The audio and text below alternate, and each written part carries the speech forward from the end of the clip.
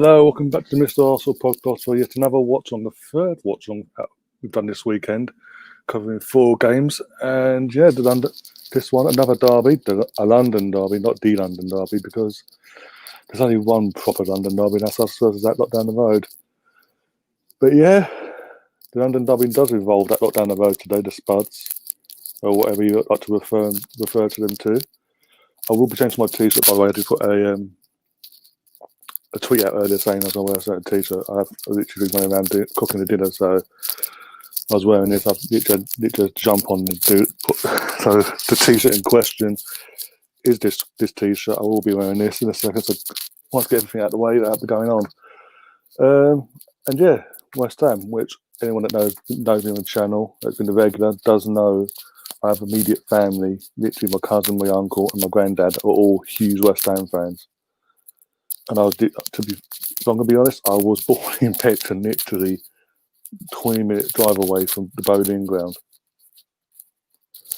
So I've got a bit of a. Obviously, I want Tottenham to lose, and even higher now because obviously got the family connection with West Ham. Gareth Bale's on the bench as well. All the hype over Gareth Bale, he's on the bench. Well, everyone in the comments as well. Put your comments in as well. Quickly predict your scores. Who you think is going to win, man of the match? You think Bale's actually going to come on today or not? I mean, West Ham have gone for it, sort of, but then Rice has been given the armband. Of course, he has. I will get the teams up actually. If you bear with me 2 seconds. Also, big up to the Arsenal ladies as well. Absolutely battering it in the North London derby today. And I mean, they battering it. They went to town. Finishing 6-1. They were 6-0 up, obviously, at the end. 37th minute. Okay, missed that one. 6-0 was like they were battering them. Even our goal, the goalie saved a penalty against that lot. So proper hard arse kicking they got given. Come on, you Hammers. Exactly.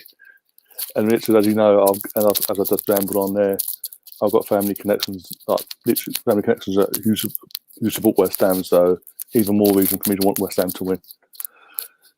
Oh dear. But yeah, after all the hype over Gareth Bale this week, he's been back. He can make his debut, his second debut against West Ham. Sorry, and he's on the bench.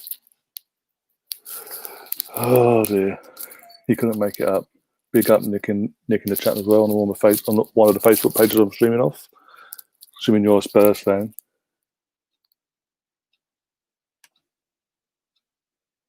Well, so went to what? They loved him. Yeah, I think wrong with Arsenal. If you support Arsenal, you're good. Or any other team apart from that lot down the road. And we're off, by the way. West Ham kicked the game off. And let's get the scores up on all that crap. Right. I'll change that from yesterday. I will be during the game touching on giving my thoughts on certain things from last night's performance with my team. And certain players, one in particular, have come to sort of an assumption of things and how things going forward have got to change for us to go forward. Otherwise, performances like we saw that with this player involved won't change. Especially when we've got a better player in his position now. What is it? Yeah, Spuds. Oh, they've scored. Of course, yeah. 50 seconds in, Son scored for them. Oh, fucking course. You had one job, West Ham, not even a minute, and you're fucking. Oh, my days. West Ham. What the hell was that shape as well? I mean, fucking, what's his name? Number 4, I can't remember his name. That Pellegrini signed a few years back. He's watching the ball, not watching his runner. And Son's just like, okay, bang. And Fabianski has no chance. Sort of half like that, sort of as well. Sort of went to do it and then pulled away. Fabianski, for fuck's sake. Oh, to make things hard for yourselves, don't you, West Ham? Wouldn't mind being in form. apart from losing the first game of the season against Newcastle, you've go your Arsenal run for the money second week. At the end, let's go for us a run. You sort of took a point at least from us. You've battered Wolves. You've battered that in the Midlands, Leicester City. And you come back to North London. Within 50 seconds, you're 1-0 down. Like, really, come on, guys. Oh yeah. Already before I've even put the score up. Being 0-0. It isn't 0-0. Oh my days. And we will show that, and there you go. That's currently the score for that. And got to do this up. I will be getting a 9-up shot, which is no point now. But fucking West Ham done that to me. Fuck's sake. At least I was on time. At least I didn't miss it. Oh days! Don't laugh, I'm gonna cry. Also, in other results today, obviously Sheffield United played Fulham at their gaff and drew 1-1. Almost lost actually, Sheffield. But last fight, Billy shot penalty, levelled it, and they came away with a point. It does look like it'll be a long season for Sheffield this season. But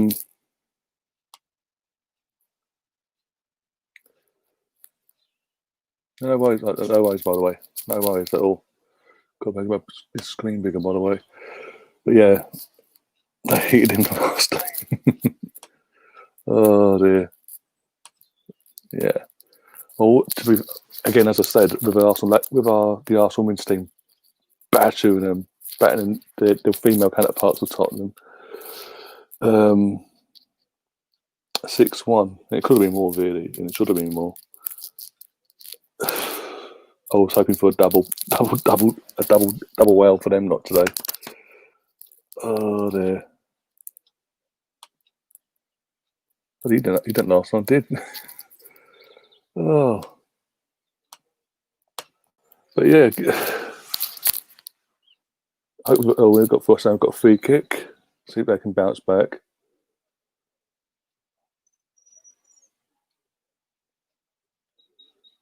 Well, one thing is, one criticism of West Ham is they do actually need a proper striker, and that striker can't. Antonio's been in the league playing for them for how long now? They need to sort of improve. Almost.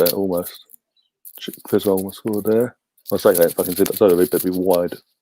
Oh no! Bit more bend on that. That'd be 1-1. Pippa Monique, yeah, Pippa. Big up Pippa. I think she did a watch-along. If you haven't already, go over to find. 1 sec, get up there. Go over to her channel now. Do subscribe. It covers all, not just Arsenal, the Arsenal men's side of it. Just cover the women's more predominantly what I do. Obviously, as anyone knows my channel knows, I haven't really been that predominant, but I do want to get into that touch into that side of things as well, because they do a fantastic job over there. They do put the guys to shame. Let's be honest. Even when they're sort of going through this transition, they put us to shame. The men's team to shame.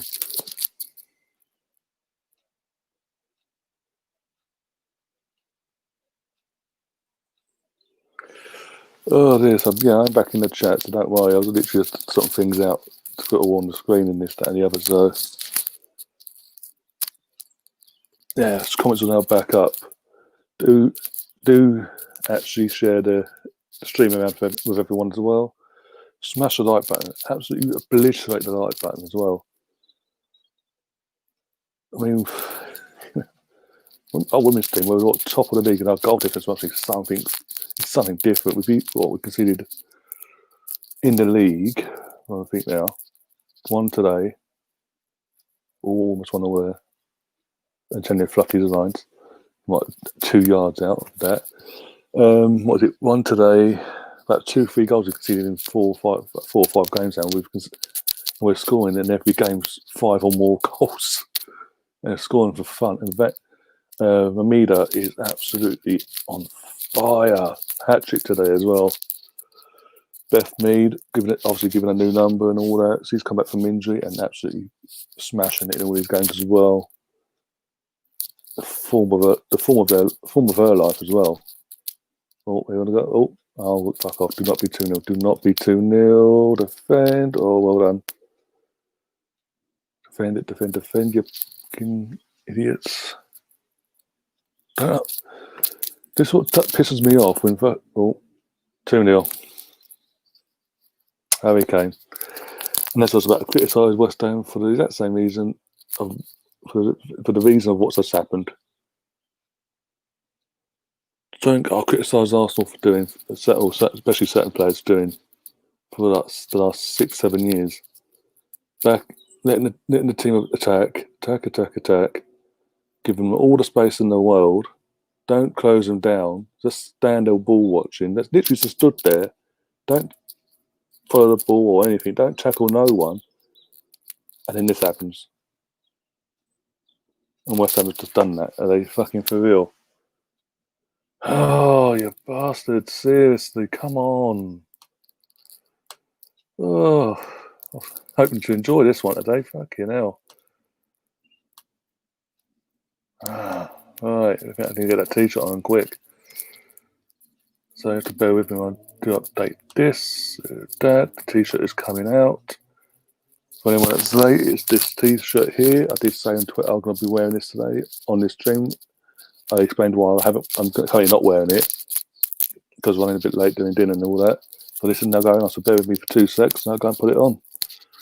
Right.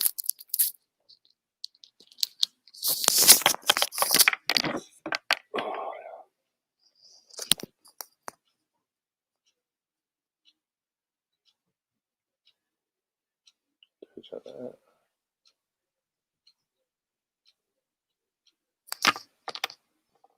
Oh, fuck's sake.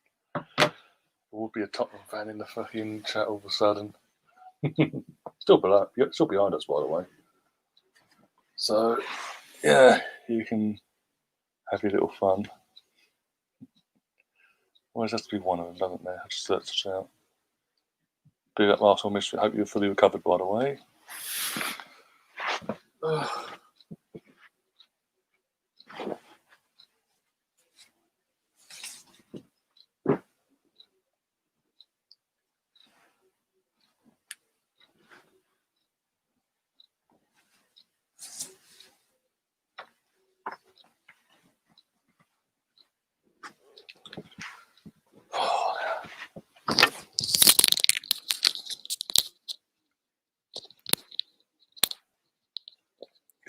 Oh, now it's on, you see.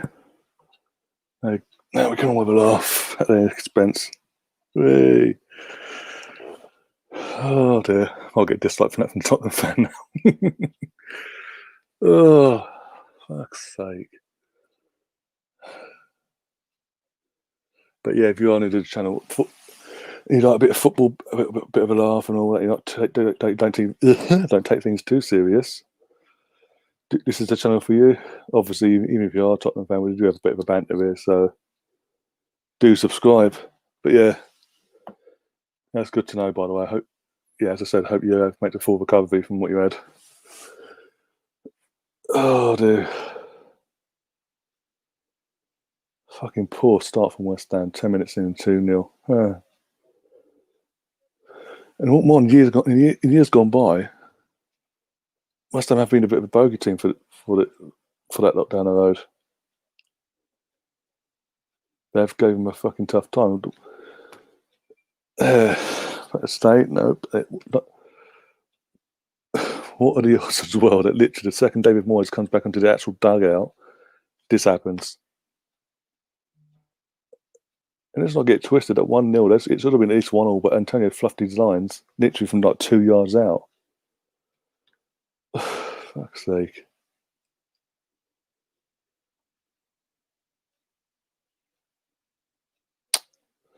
Yeah, it is what it is. Anyway, that's it.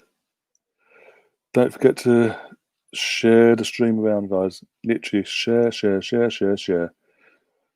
that like button as well. Subscribe if you do. Again, as I said, subscribe if you're new. Even if you are a Tottenham fan, There's no like animosity here. You don't get attacked and everybody fights here, then everywhere. We do have a laugh because hey, it's football in the day. Yeah, we have our rivalry, but you know what? It's not that serious in the grand scheme of things of everything that's going on at the moment in the world.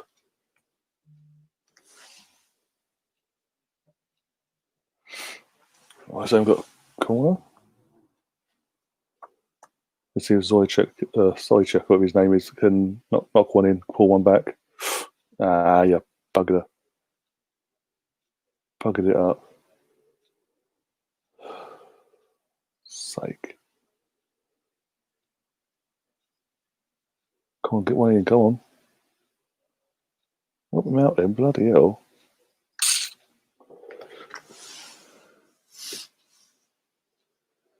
That's the point, actually. He'll come up in the chat and I'll put it on the screen in a sec. That's a big point, Steve, actually.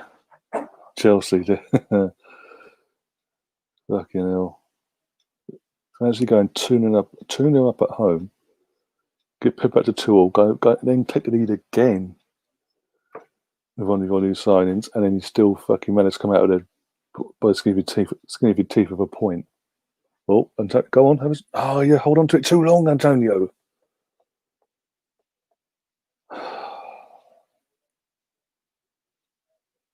This is why West Ham need an actual striker. It's offside anyway. But yeah, as it says in the chat here, think positive, Ryan. Look what happened to that lot, Chelsea yesterday. Yeah, there's always the hope. You never know, especially to London Derby as well. And as I said, West Ham do seem to be a little bogus up, but they've started off poorly. And as I said, it's no coincidence that fucking David Moyes gets back into the dugout, not working from home no more, and suddenly the West Ham from before fucking arrives.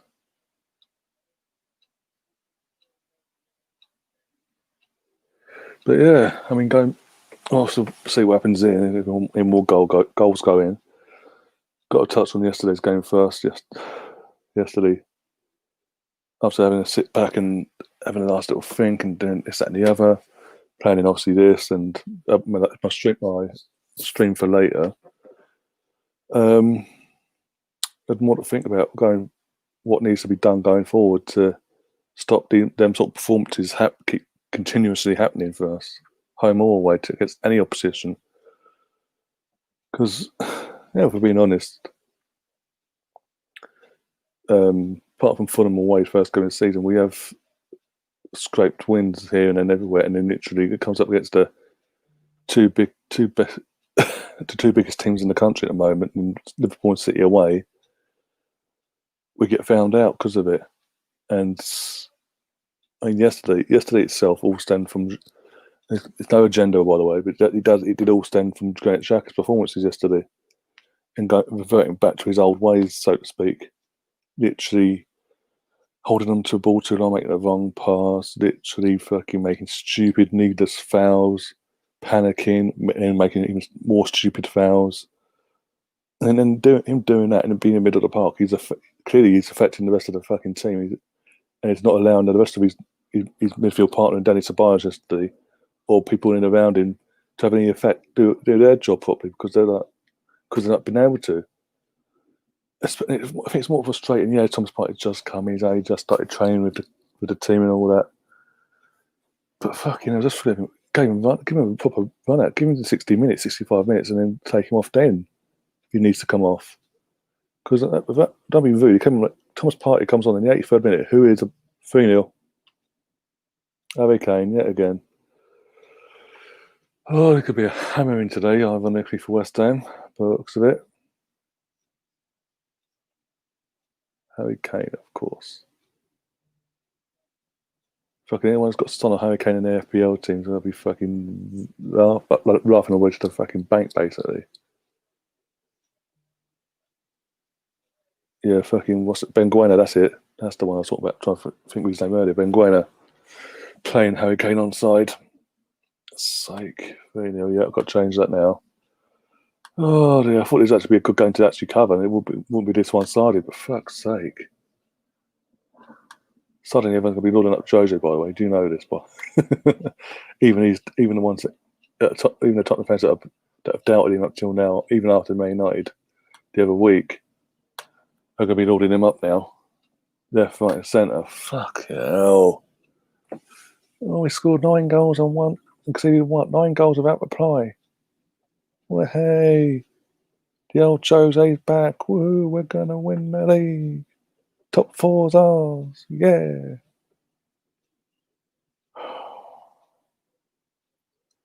Oh my, Sky Commercials just panned to Jose Mourinho and they're filling it up and he's sitting there like he's chewing on a wasp. Yeah, but I get what you're saying there, but in one sense, but at the same time, you've got to take it. They look like it. Yeah, they look. Look at the opposition. Taking that they're playing currently. Man United aren't exactly in the team they used to be. And even at, what was it, 11 men, Tottenham literally after going 1-0 down all over fucking United. It's just that fucking that sending off for Martial just took it out of them and they just down they completely down tools then.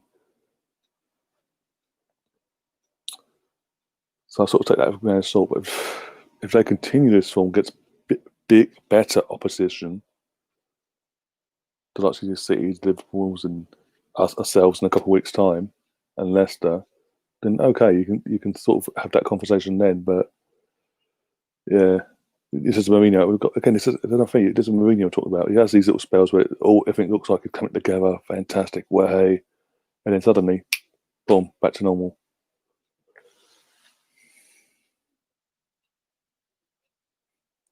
Oh, shame on you, Albert. Shame on you. Picking one of them as your captain. Shame on you. All banter aside. Oh, gee, I've got to change my captain after this anyway. For the first few match days, I've had Aubameyang because of the form he obviously had going into the back end of last season over 2 months ago now. I thought he might continue that. But nah. So I've took the armband off him. And I can't remember who I gave it to now, but I'll have a look. Have a look actually. I'm having an abysmal week, by the way, in the FPL. Absolutely an abysmal one. Oh, right. Team, that's the one. Yeah, I took the armband off and giving it to Rodriguez, and Calvert-Lewin's my vice captain. Wilson, yeah, my team for going forward for next week is Martinez in goal, Tierney, Ayling, Walker Peters, Luca Digne, James Rodriguez as my captain now, Aubameyang, Partey, Sadio Mane, Calvert-Lewin, and Wilson. And on the bench we've got Ryan, Bernardo, Costa, and Vardy.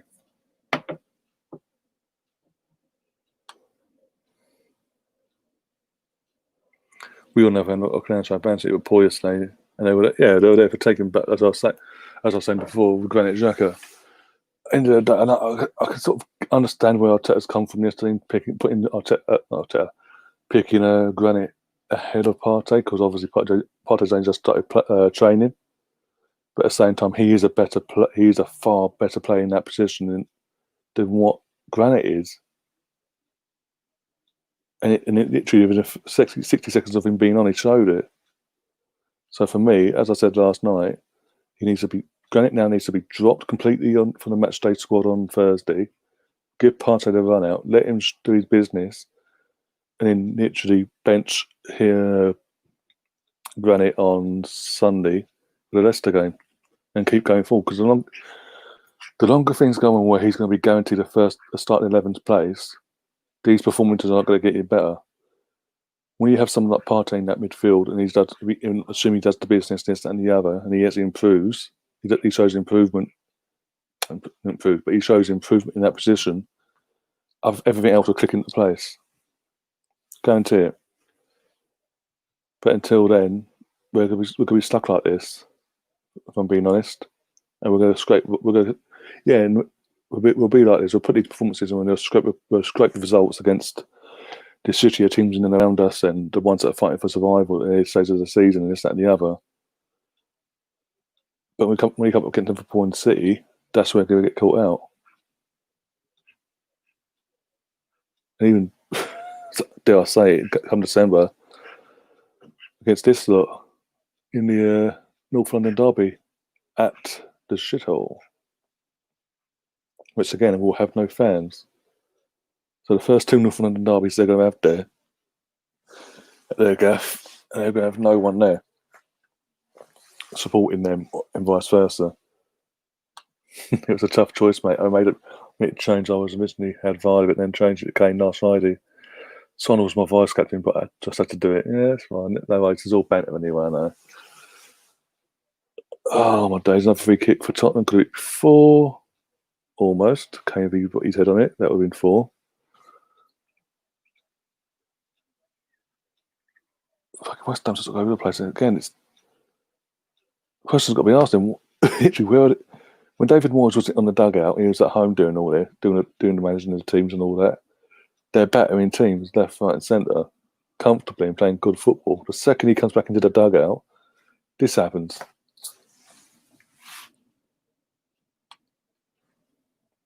And yeah, Misfits is saying he agrees with me about Partey. Would like to also see Ainsley Maitland-Niles take Bellerin. Oh yeah, no, Bellerin. He's got to go now. In a sense of complete drop. He can't. Again, that's another thing. So not only the longer Granite's a guarantee they're starting 11 player, things won't improve. The same goes for Hector as well.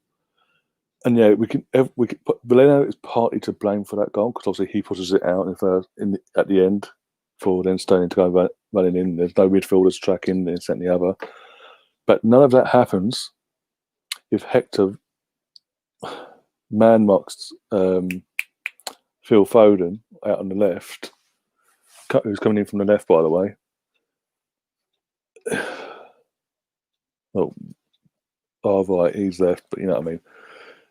If Hector actually man marks his man and stays tight to him and doesn't give him the opportunity, space to do what he does and have that shot off, that doesn't happen. Obviously, that doesn't happen, but he'd know. He's ball watching, he doesn't know. He has no awareness. His positional play is absolutely abysmal in that sense. Everything about defensively that we've all criticised Hector for in the past came racing to the surface in a split couple seconds there. And it went on to cost us a goal and it cost us 3 points in the end.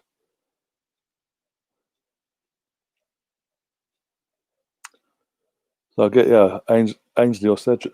Ainsley Maitland-Niles, because obviously he's played there more so than for Arsenal in that position than Cedric has. I think Cedric coming back from a knock or whatever because he was in the under 23s yesterday with Saliba and a couple of the other first teamers, Reece Nelson and Smith Rowe. But yeah, going for the next few games, yeah, why not give him a run out? He's got defensively and even in an attacking sense, Angel will do as a whole basically. His whole gameplay is he'll do a better job than what Hector's doing, and he can cross the ball as well.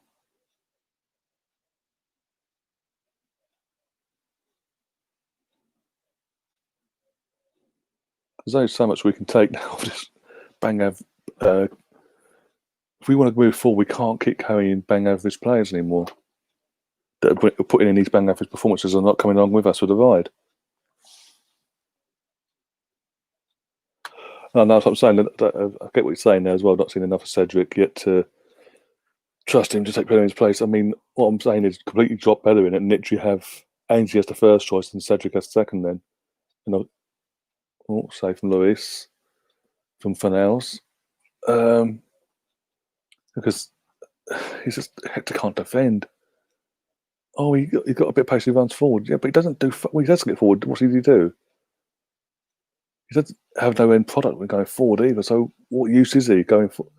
If we want to be serious about getting back to where we used to be as a club, and being competitive and looking comfortable in this, that, and the other in every position, and beating these teams, and actually beating these teams away from home, or at least getting a point every now and then. at Cities and Liverpool. We can't afford to have the likes of Hector and Granit in our starting 11 on a regular basis.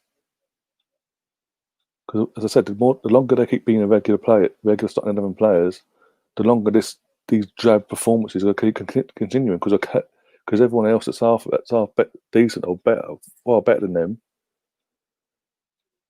it's being dragged down and they can't play their game because they're overthinking and worrying about that. Them two.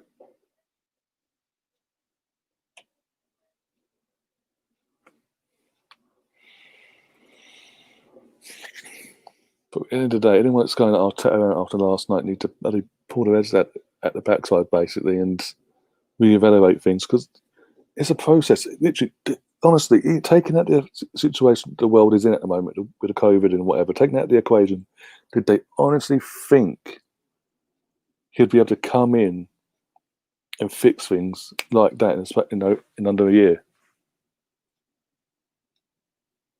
Remember, Klopp, who is an experienced manager, by the way, when he came to Liverpool, won titles, this, that, and the other at Dortmund. He came into a similar mess at Liverpool. Bang average players. Players are not really. They're just bang average based, and that's being nice at the time. The likes of your Luis Enrique's thing and players like that. I mean, look how many players are from when he came in that are still there. Literally, Jordan Henderson, who was his captain, he's kept as captain, this, that, and the other. Bobby Firmino. Is there anyone else still there? And look how long it took to get all them players out. Because Lallana's just gone this summer. No, streets off to the floor. Of course he did.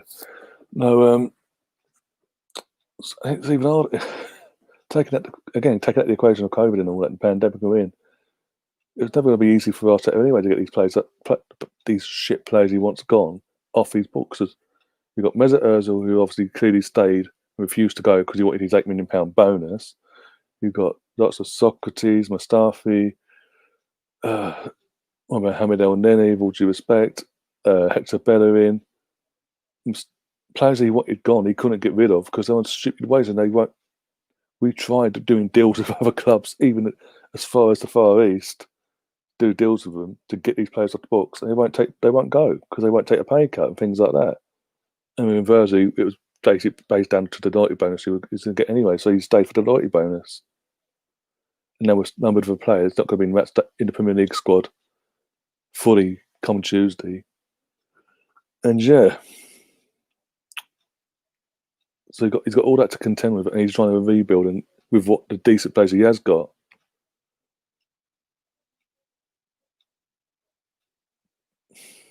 But now we've got someone that's better than Granit Xhaka in his position. Granit needs to be moved out as it moved onto the bench and eventually just moved out because he's not good enough anymore. He's never was good enough. Let's be honest. He's always been this sort of player. There's no real shock there. It's just he picked up a bit of form when Arteta came in. Well, hey, and he sort of fooled us all because even I thought, okay, you know what? Even take the player situation at the equation from last season, take that out of the equation. He has sort of picked up his form. Maybe there is a player in there after all. But this season's now started. Now he knows it's like back to square. He's gone back to his old ways again. Now the window's closed. And I've even got to ask questions of Aubameyang really in the last few games since he signed his contract. After we played Fulham on the first match day weekend, the Tuesday or Wednesday, whenever it was. After that, his performances have been poor. He hasn't even had he hasn't scored. He hasn't shot a goal properly. Nothing compared to what he was before that contract. And suddenly, seeing the form we've seen with Mesut all of a sudden. Suddenly the performances drop. I don't know but again that could change as long as the likes of, as I said, Hector gets taken out and replaces with Ainsley, and then Cedric as number 2, and Thomas Partey comes in and actually plays the role that he's brought into play. Which is great. Xhaka at the moment isn't anywhere near the standard.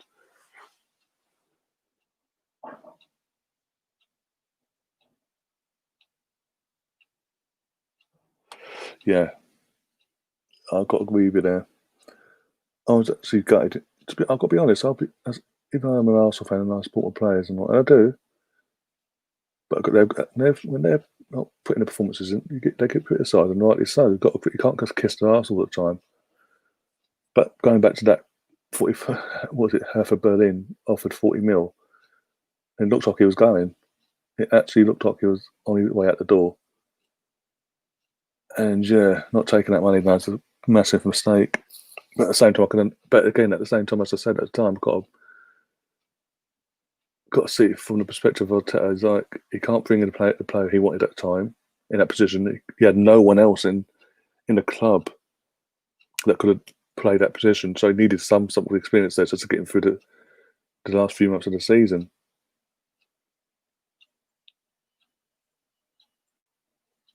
But yeah, then it doesn't help when no one else came in for him in the summer, though. I mean, fucking hell.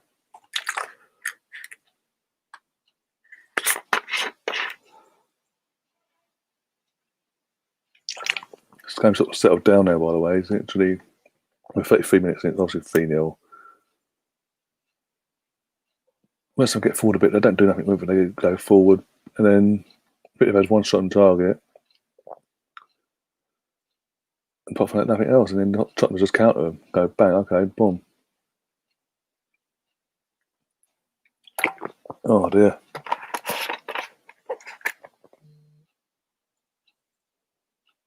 Yeah, exactly. Big up to us Misfit. He's saying maybe the problem is where we are too one-dimensional in attack, which is true. But then that won't change. Whilst we keep guaranteeing Granit Xhaka a spot in the 11, that won't change until Thomas Partey takes his place properly, fully. That's not going to change, sadly. It all gone down to the left, and our opponents now. Our opponents know it's so they are focusing on him and the left, exactly. That's another thing Pepe needs to start stepping up as well, because it does seem like he's a more of a confidence player. He sort of thrives with confidence and this, that, and the other. So, if anything, just give him a run out and give him the Thursday night games. Give him the Thursday night the Thursday night games to build their confidence up. Because let's be honest, the opposition that we've got in our group stages shouldn't be a problem for a player like him. We have to wait and see. Willian needs to fucking get his head out his arse.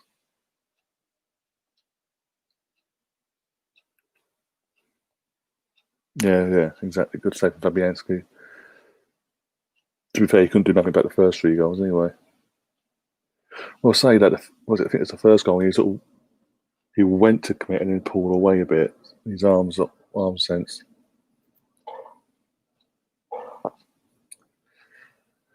If it's going to be any sort of a decent game now, we need West Ham to get the next goal in this game. If there's going to be another goal, it needs to come from West Ham to make this somewhat interesting.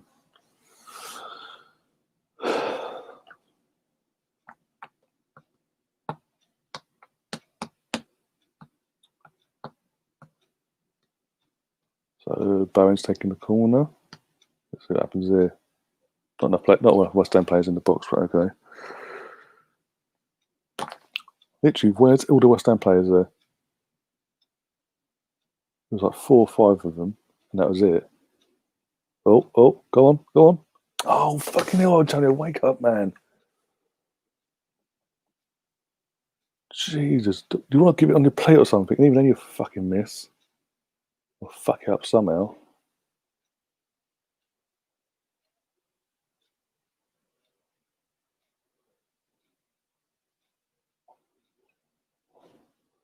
Pass the fucking ball, Antonio, you dick. Oh, you picked it to them. Of course you did.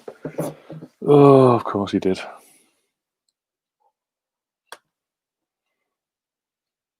Oh, good save.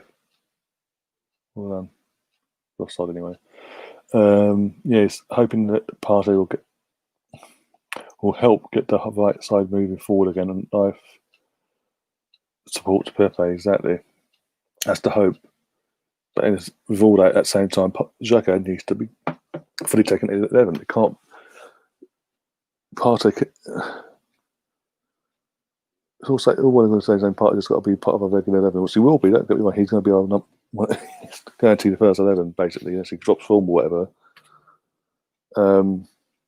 But credit cannot be his midfield partner. It's got to be someone like Danny Ceballos. Because again, the reason why lots of Danny Ceballos have poor games yesterday is because they can't do what they want it need to do because of fucking Granit constantly fucking up. Yeah, I saw it came offside. Yeah. Oh dear.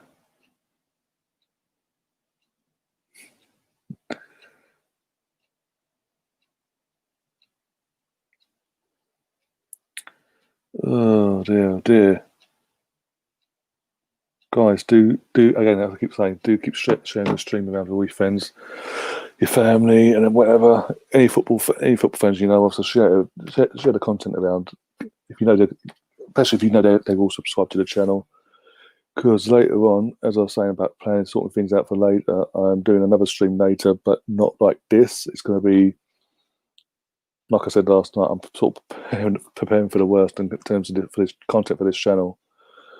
Because here in the UK, things aren't all very rosy at the moment with the pandemic side of things, and we've got a bumbling Boris doing what he's doing.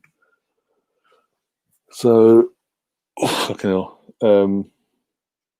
Yeah, I've had a couple of weeks to think about it, and I've decided to do some gaming content in the sense of it'll be football content. Obviously, it's FIFA 21. We got to start off with career mode and see how we go from that, basically. But first episode will be going out live tonight. It's all set up and everything in the sense of the career mode itself is set up.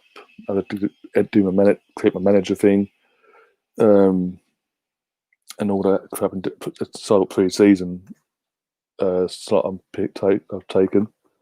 I haven't played any games, made any signings, nothing. Again, that's where it comes down to you guys, because if you want any sort of signings you want me to make on in the career mode, do put in the comments now or in live stream, but then for certain positions, this, that, and the other. There's certain formation you want me to play, or who you want me to play as captain, this, that, and the other. Who do you want me to sell? So everyone's. I want to do it so everyone's involved, and if it takes off, I'll keep doing that. But also, I'll be open to doing other FIFA 21 content on the channel as well. But then it's all preparing just in case we go back into lockdown, which is a very high chance of. But here in the UK, when I say lockdown, I mean like a full national lockdown, because people aren't bending the knee to buy us, and he's going, oh, we'll have to jump in and do this. Well, the longer he delays and doesn't do that, take charge for once, the worse things are going to get again, especially going into the winter when it's going to be flu about as well.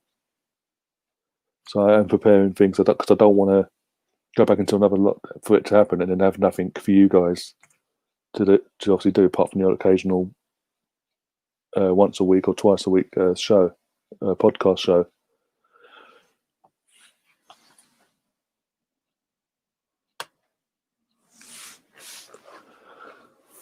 No, but yeah, the first episode we're going live tonight at 8 p.m. UK time. So after it's got a couple of hours to sort of regroup and go again. And then I'm looking to do a sort of podcast tomorrow. If you guys are available for that, do that. And then, as I said, Chapman doing a Champions League watch-along for PSG Man United on Tuesday. And Bayern Munich versus Atletico Madrid on Wednesday night. And then obviously going back to Arsenal. And doing not only a preview on the Thursday morning, but then doing the actual watch-along for our away game to Rapid Vienna on Thursday night. Goes kick off at 5:55, I believe. I double check that at UK time.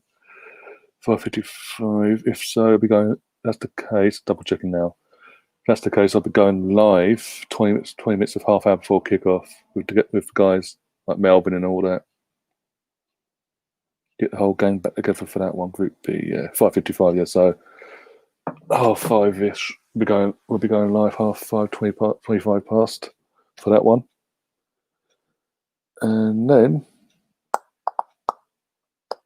I think because we're playing Sunday, aren't we? So then they'll do preview on either Friday or Saturday for Leicester, and obviously they're going to watch along on Sunday for Leicester as well.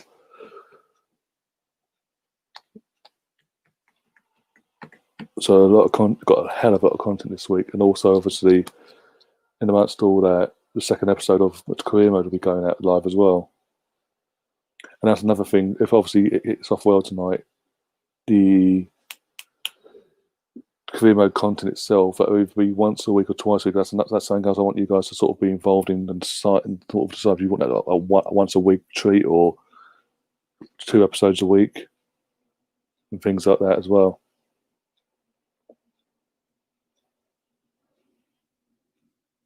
And also, yeah, as I said, about other FIFA 21 content. What sort of other FIFA 21 content would you want me to do on the channel as well? I will be. It's starting to get dark over here, by the way, so I will be putting the lights on at half time.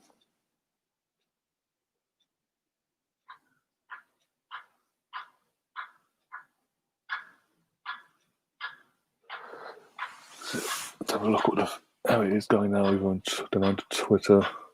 While this is all going. There we go. Oh, fuck! There's no one in the. Antonio does frustrate the fuck out of me because if one game he puts an absolute worldy of a performance in Antonio, you're thinking, wow, what a play to actually do have, and then literally he won't turn up then for the next 10, 15 games for West Ham. He's been there about 4 or 5 years now as well. And this is what I'm saying, that West Ham did need to go out and get themselves a proper striker. What's Declan Rice doing, you idiot? I think they did sign someone, but I think he must be injured. That's that.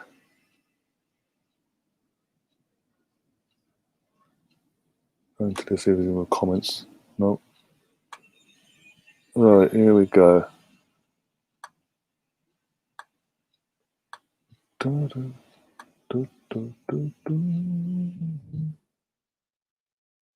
Sorry, I got fucking song in my ear because I was watching Only Fools and Horses yesterday.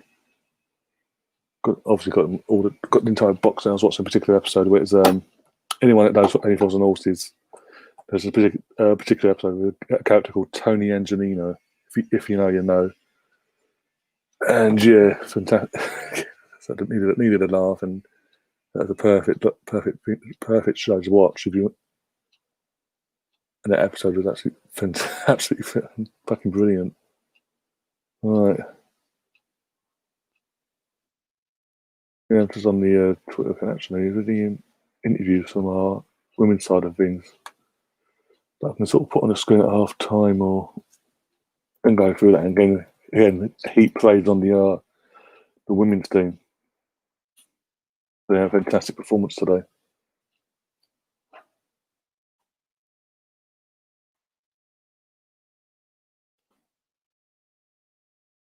We have Minamida as well. She's now broke the record in the WSL for goals scored, and what she scored? What is it? 52 goals, 51 or 52 goals now in like just under 50 games or something like that. Something ridiculous. And she's saying I've got that record basically. Yeah, as I said, she got the hat trick. And obviously, Caitlin Ford also got a hat trick today as well. She has one off a hat trick. And she was unlucky in that side of things.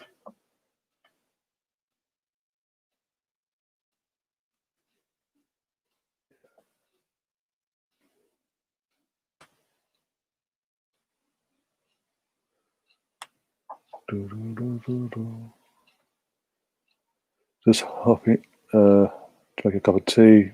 Back in a few. Yeah, no worries, mate. Absolutely no problem with that. I've got fucking dinner to eat down there at half time as well. So That could be interesting, actually. Oh, nice and cold. Well, drink. 2 minutes of injury time, by the way. We're been halfway through that. Oh, fuck.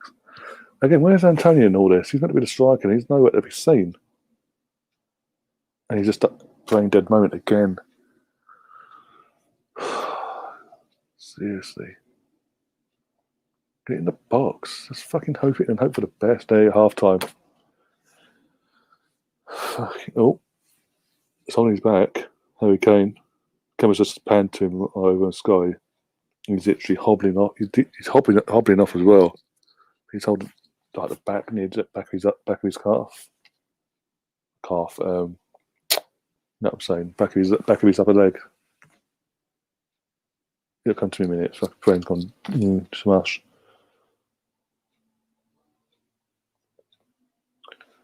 Looks like Bell wanted at half time then just to have the swan song of a well, hey, I'm back, we've got a win on my debut, even though I did no contribution. So it game over by the time it fucking came on. That's a typical Mourinho thing to do, actually. Yeah, I don't really care about championship football. Fucking, I just about early doors of the early doors of the season.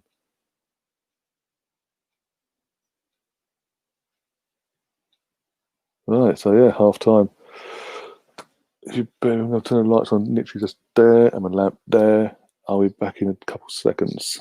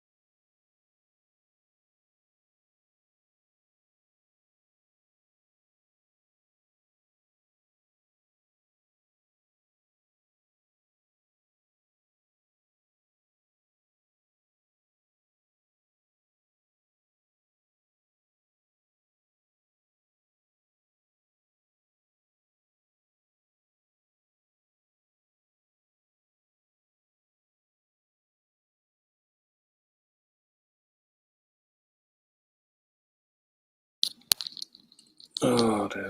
Right. So, yeah, people in the chat, if you want to put anything in the comments at half on your questions you want to ask or have a chat about any topics you want to talk about, feel free to put them in the comments, either on Facebook, it'll all come up on my screen anyway, or on the YouTube channel itself. And if you're watching it on YouTube, pop over to the Facebook pages, the Football Fan Zone and the Mr. Arsenal podcast, and give them both a like and a follow. And if you're, again, the other way around, watching this on Facebook pages, either them pages, go over to the respective pages not on, give them a like and follow as well. And then after you've done that, if you can, you've got access to YouTube, come over to YouTube as well and search for the Mr. Arsenal podcast and give us a subscribe on the road to 500. We're currently on 446. And the dog's now barking. Of course it is. But yeah, 3-0 at half time. Harry Kane brace. And Son scoring in the first 50 seconds of the game. And in the meantime, I'm in a fucking t-shirt mocking that lot. Said I'll wear it, so I'll wear it. Oh dear.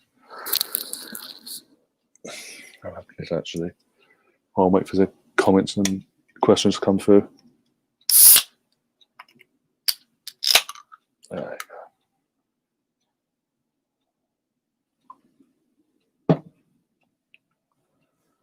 Oh, right.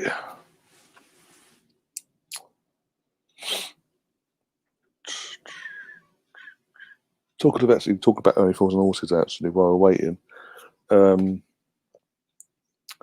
and check it if you haven't already. You haven't subscribed, and do go and check out Claude's channel over on YouTube as well. Claude and the Bansters. They did a show a couple of nights ago with Anthony from Blue, who's a part of a boy band here in the UK. It was about 10 plus years ago now. But basically, yeah, they'll go to discuss obviously a non-football podcast sort of thing they put together, and it's basically talking about Only Fools and Horses and their sort of their favourite episodes and things like that, and not just episodes for certain scenes, certain characters, the writing, this, that, and the other. I think that they was actually really good, really good show actually put together there. So do go and check it out and give it a thumbs up, and do subscribe to their channel as well for things like that.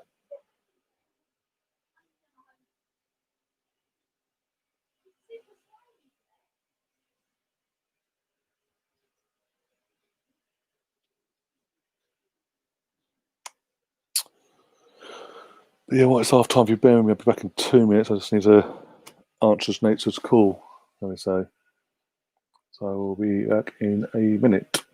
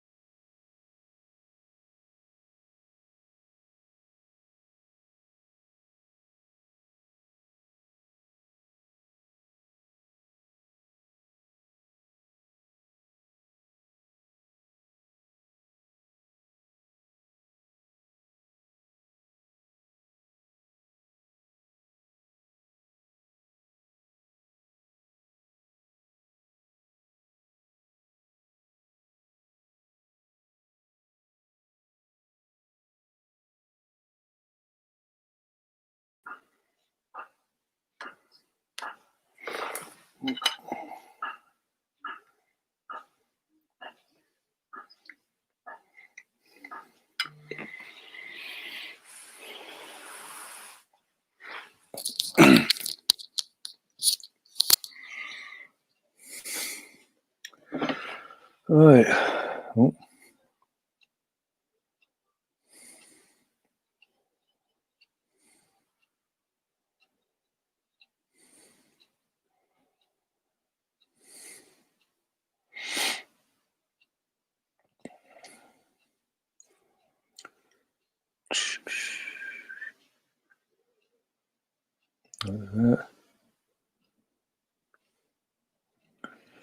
Right. Yeah. Cool.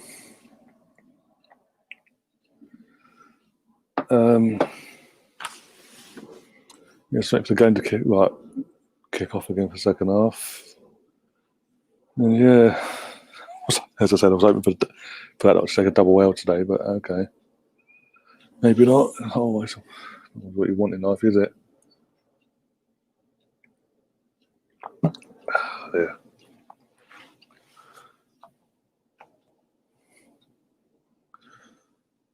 Oh dear. As again, I get repeat myself, but do again, if you're new to the channel, do subscribe to the channel. Do smash the like button. When you do subscribe, hit the notification bell, turn it on to full grey, so you don't miss out any content that's coming this week or in future.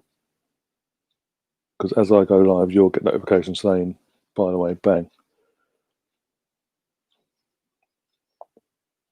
And it's not, as I said, I keep saying it's not always me on my own. But like for this, nine times out of 10, I do have guests on, and really good guests as well. And we just have a laugh. It's a really good banter as well. And I will be actually bringing back the quizzes as well. I will be reaching out to Mike in the next couple of days to continue that going forward as well.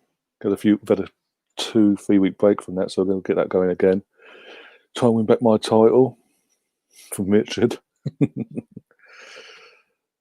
And yeah, go from that basically as well. Who my quizzes that Mike puts together. So yeah, I've got to reach out to him and sort that out. And as when we get dates all put together,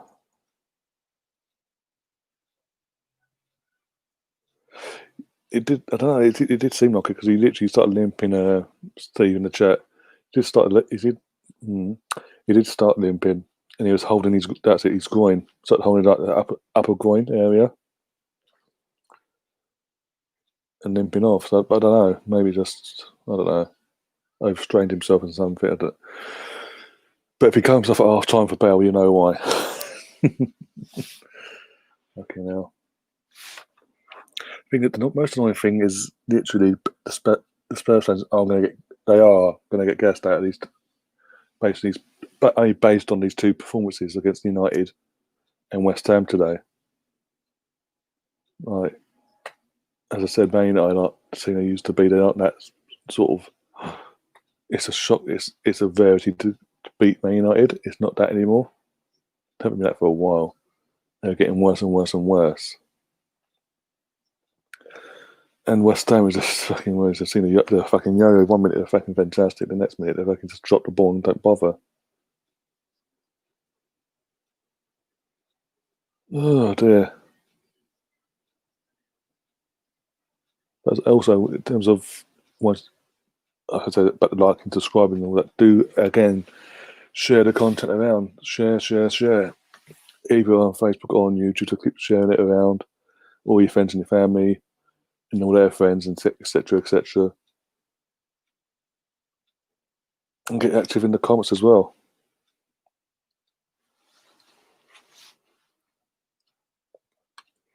Yeah, again, I get where you're coming from there, but if it's any other manager, if it was any other manager or head coach, he would have started. But because it's the egotistical Mourinho who's in charge, this is always going to happen because he doesn't want the whole limelight on Bale. He wants it all to be on him. He's so egotistical up himself. Now seeing a promo on Sky for Leeds versus Wolves tomorrow night. Gonna be probably a dead game, probably. The way Wolves have been playing. Oh dear.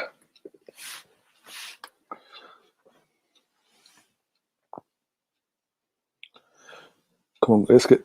Oh, I think we're currently on 3 likes. I can double check that actually. On over here on YouTube.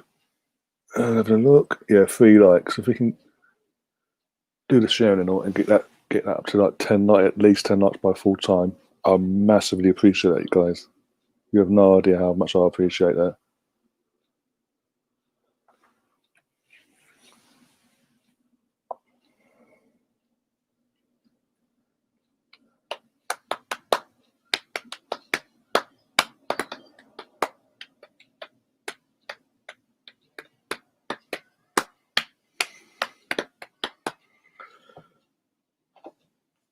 Yeah, here's one thing that does annoy me about Sky, by the way. In the last 18 months plus, they come back, they go to adverts at half time, come back from this was like well, even before kickoff and all that, they go to an advert the second half next, like first half live next, come back for like have a little 30-second montage thing, and then go to another advert for another 2 minutes.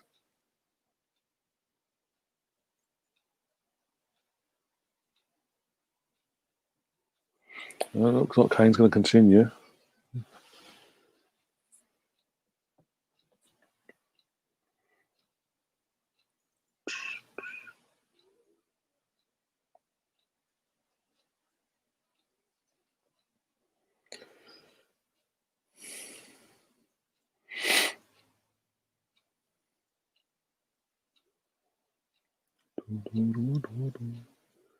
The second half's underway, by the way. 20 seconds into the second half.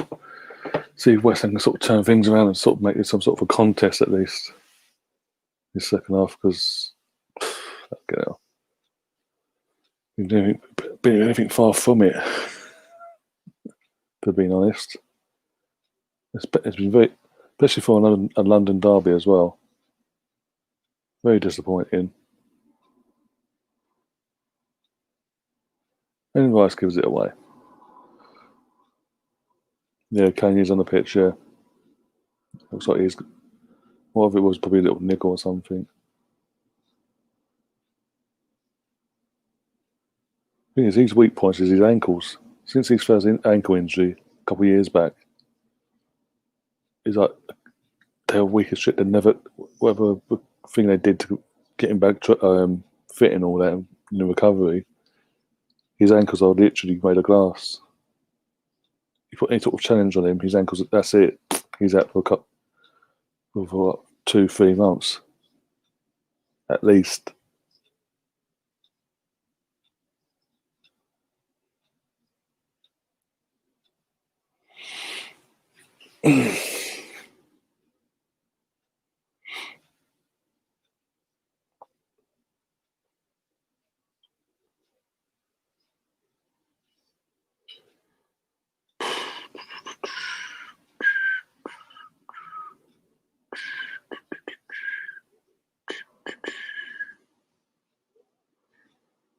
To be honest, I'm surprised that actually comes to the West Ham subs. I'm surprised that Antonio's on the pitch still.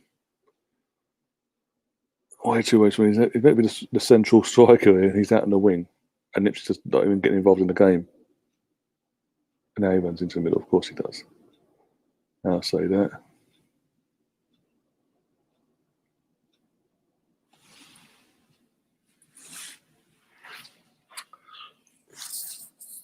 I'll get the ball in there.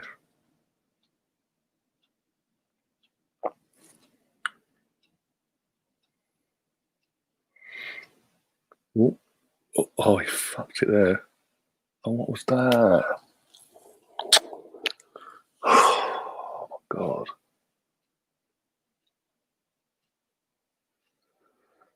For people that are watching that, watching me, obviously can't access the game. Literally, West Ham put the ball in the box. Side check tried to bicycle kick, so that's hit on the volley mid-air, fluffed it, air kicked the ball, air kicked the air, and number 28, I can't remember his name, literally comes in from behind and just pummels it into Rose basically. Yeah, exactly. Started a bit better, but there's no in product. That's why I'm surprised that Antonio's still playing.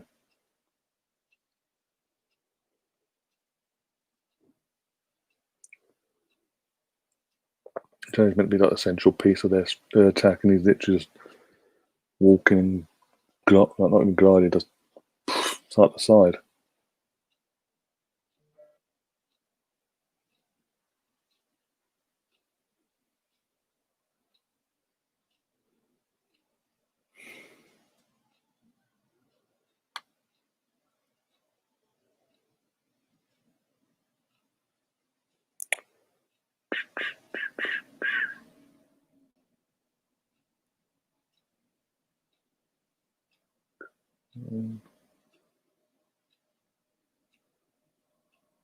Right, do something, Antonio. Do something with the ball this time, please. No. Ooh. Oh, I did not put that in. How did Fernels not put that in the goal? He literally not really a yard out.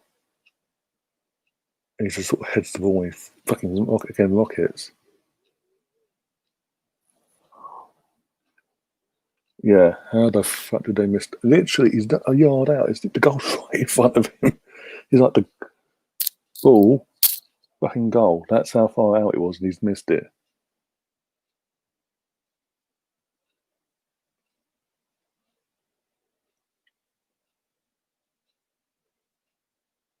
Fucking idiot. That could have been, I say game changer in the sense that it would sort of make this game a bit more interesting instead of so one sided as it has been so far.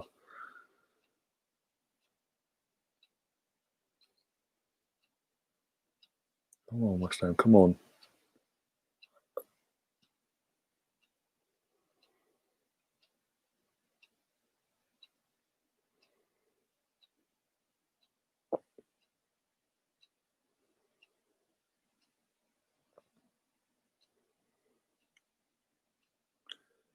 Looking wide open over there on the left there. No one marking him at all.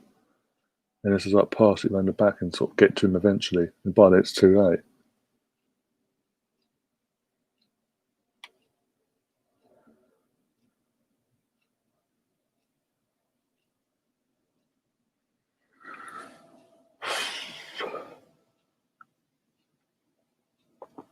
Right, West Ham throw. Creswell's got the ball. Let's see what he does with it. Come on.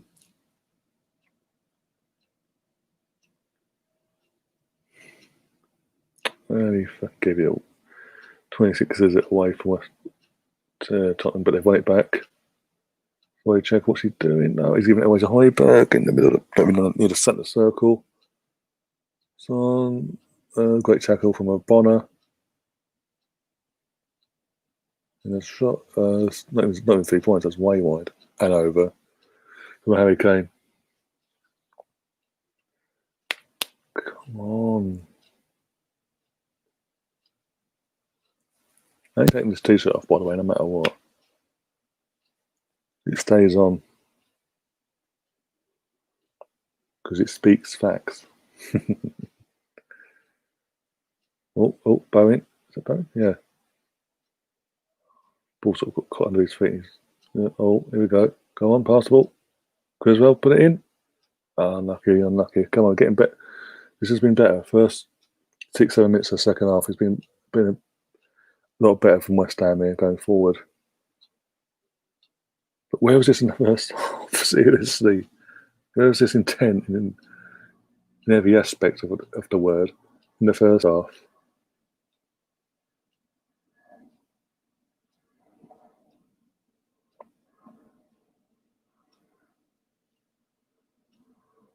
Right, that's sort of corner.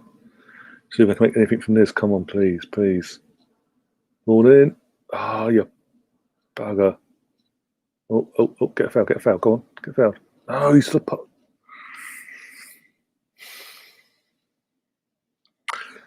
Fucking West Ham's 26 trying to piss me off all of a sudden.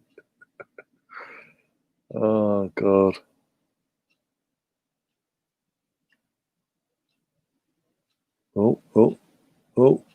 Unlucky. Corner West Ham, but it looks like it. Side check got a corner out of that. Fair play. Side check, sorry.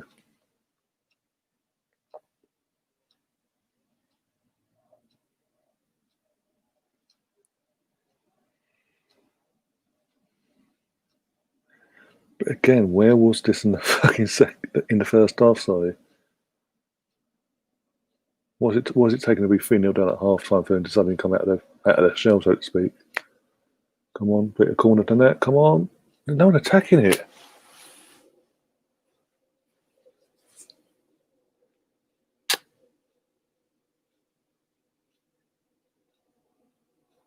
Fernandez puts the ball in, gets cleared, and he got the ball back. And was he on the side? Yep, he's on.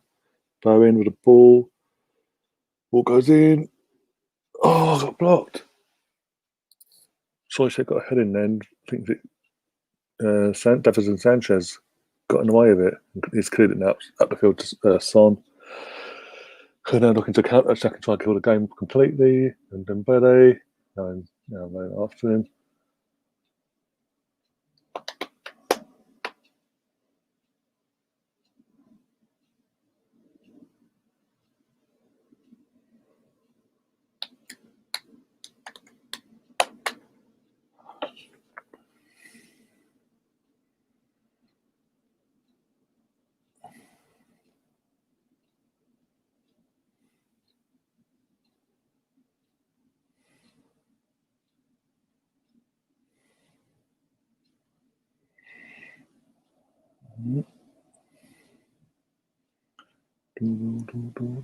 Oh, go on. That's a free kick, surely.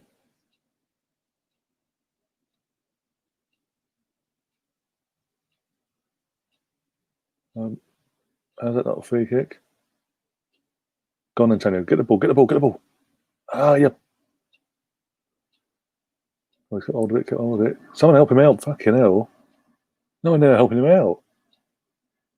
All criticism I'm giving Antonio. There's no help there for him. But how is that not a free kick? He literally gets shoved over.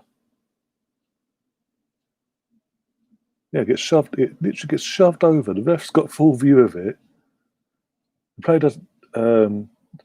Spanish left back they bought from Real Madrid, by the way, doesn't get the actual ball till he's actually run off and caught it. And it's not a free kick, and the ref's telling the players to piss off now. Taking a biscuit. Overthrowing West Ham.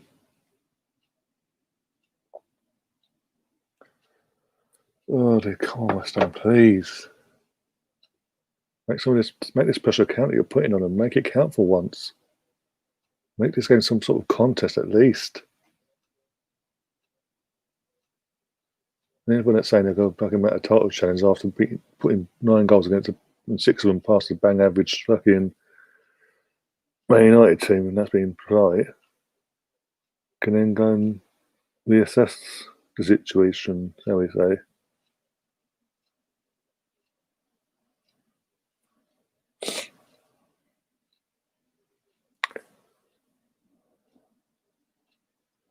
Yeah, Hughes missed by the left there. Absolutely ridiculous miss. And your previous comment as well, I didn't see that, sorry. If Partey starts next game, what formation would you like to see? 3-4-3 or 4-3-3? 4-2-3-1, if anything, actually, personally.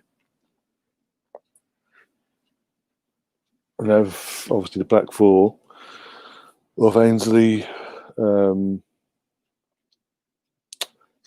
David Luiz, Gabriel, and Kieran Tierney on left back role. 2 midfield with Partey and Tobias. The 3 being Willian in the cam role. Saka, Pepe on the wings, and Aubameyang down the middle.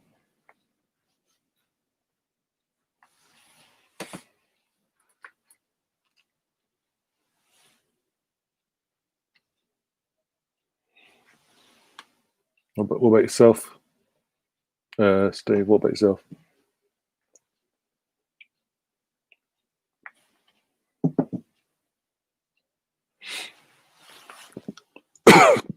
Oh.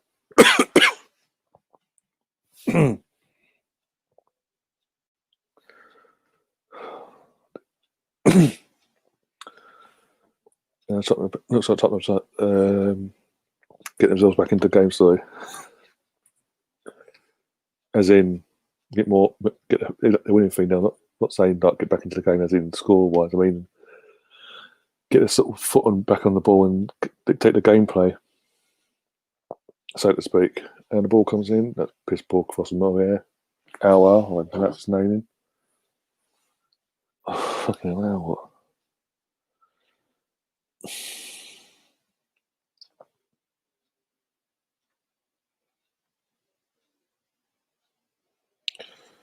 Get that, and send it over to that.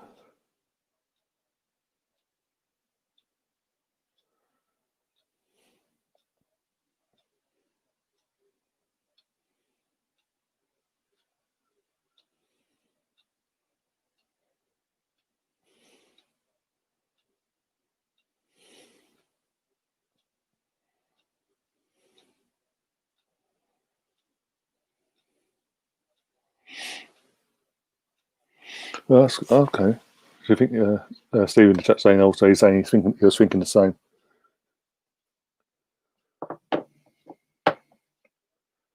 West Ham have got what 50 minutes into the second half now. West Ham have heard the majority of the ball and a lot of the attack, but they need to make that count now. They really do need to make it count. Like actually take advantage of it somewhat.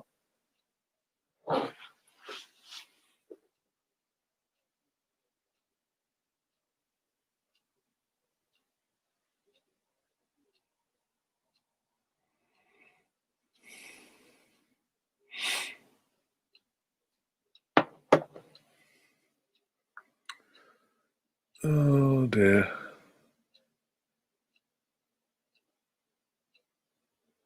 I'm surprised those 60 minutes and Bell's not even coming on yet. Say that, if I can pop on the screen in a second and watch.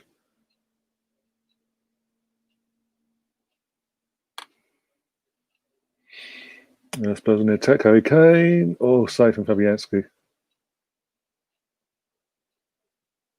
Standard save, really, but yeah, you've seen him going, especially, with all due respect, over the years with Lucas in goal for us, seen him sort of going, so.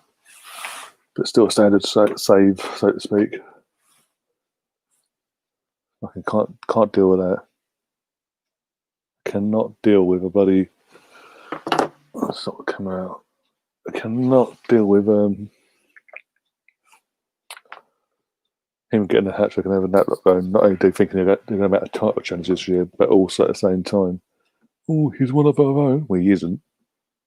He's actually a gunner. He came from our academy, this, that, and the other in the first place. And even though he tries to deny, he tries to deny, but he can't really deny it. There's actually photographic proof that he's an Arsenal fan. So all this bollocks when they're doing their PR for this new stadium. Oh, as a kid, I came to Tottenham, like White Hart Lane, and I always wanted to do this, that, and the other. So he's just like a dream come true, being part of this new process, the future of the club.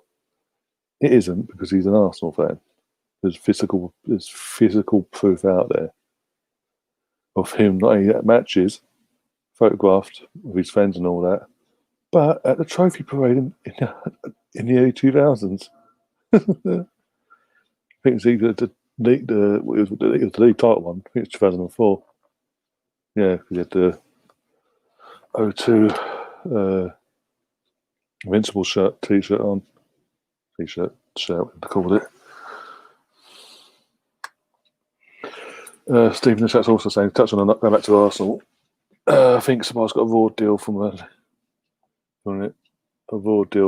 lot of people yesterday. Had to do. Yeah, this is what I'm saying. Because of how Xhaka is and how he performed yesterday as well, it's affecting the players in and around us, and hence why we're lacking that creativity going forward and that attacking intent. Because, like you said, he's surprised his midfield partner had to do all the fucking donkey work along with trying to be a creator, and he couldn't do it all.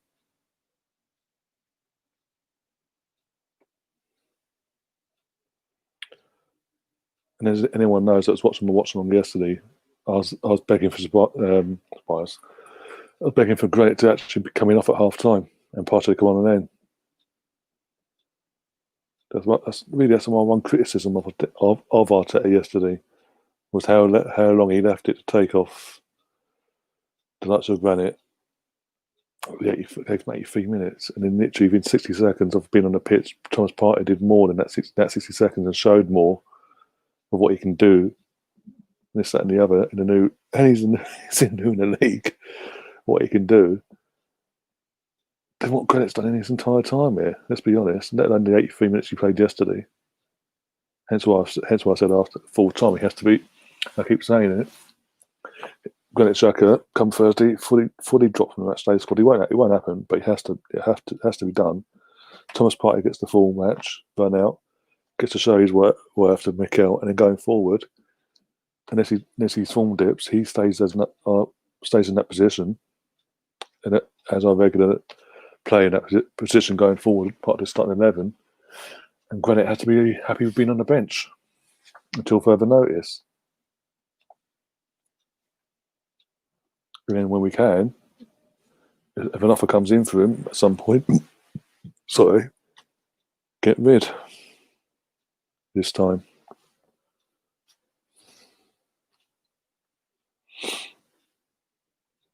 Still feeling West Ham is sort of having more of the ball the second half, but it ain't doing nothing with it really. Had that one opportunity from an Antonio cross for Nails, and from a yard out he fluffed it, and the cross was coming there from Creswell and it got straight to the keeper's hands.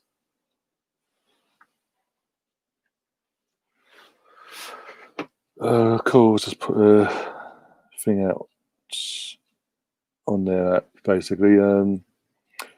Tottenham start the second half on the back foot, but starting to find their rhythm again, really. Spurs to win the match 5-6 or 7-0 is now 7-1 with Coral. So if you're in the UK, you want to do that sort of, go and do that sort of bet. Obviously, bet responsibly and all that, and only bet what you can afford to bet. But I wouldn't do it personally.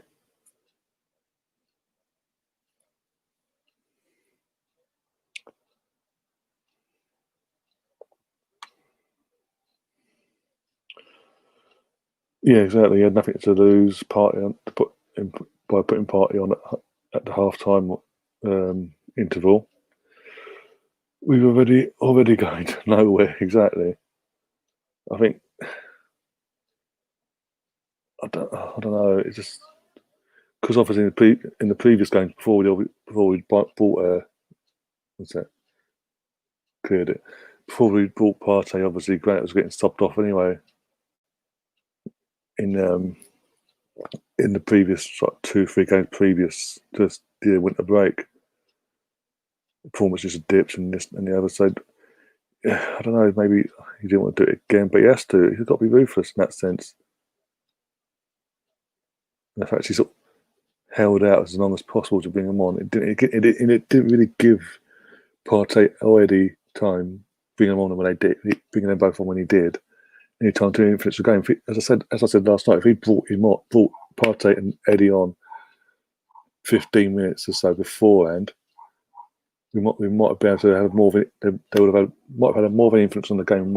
We might have even had a chance to get sunk out of it out of nowhere and run up and literally daylight robbery and get a point out of it. So it's just little things here. But again, like I said, he's learning. This is fucking hell, nearly 4-0. He's learning on the job, but he's going to make the odd mistake here and there. But yeah, I still say we're going to get top. I still say we'll get top four. We'll be third or fourth this season because in terms of the league itself as a whole, consistency is going to be key. And the teams in and around us and at our level, so to speak, or worse, we will 9 times out of 10 win. And here comes Bell, by the way. It's the games obviously away that we've got out of the way now, by the way. Away to Liverpool and City that are the ones that are going to jump up on us. I think our main away games against the so-called top 6 rivals won't be as much of a problem going forward, assuming everything falls into place with Partey, which it does seem like it has. As I say, he came on and it looks like he's been playing for us for God knows how long. Looks so comfortable. He looks comfortable on the ball. Had up a body strength. Everything you want for playing that position, he showed within 60 seconds, and they continued until the final whistle. And he shouldn't have been booked either, by the way. Ball comes in. There's a piss ball. Fuck it. What is it at West Ham? And yeah, Bell is coming on. I've just seen, I was just saying, saw him on the screen of his fucking man bun and grey hair. That's how much fucking Madrid stressed him out. He's now, I think he's younger than me, I think. I can't remember now. No, he might be older. He's older than me, a couple of years older. He's only 2-3 years older than me, but he's got grey hairs and a man bun.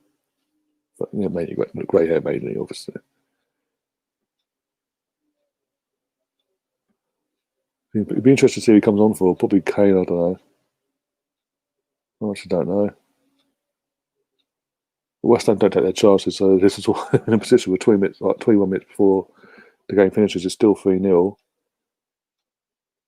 It's not been much of a contest in that sense. And again, a piss poor corner. Didn't even beat the first man this time. Another corner. at least beat the man for fuck's sake and actually get you one of your actual teammates. That would be great, Aaron.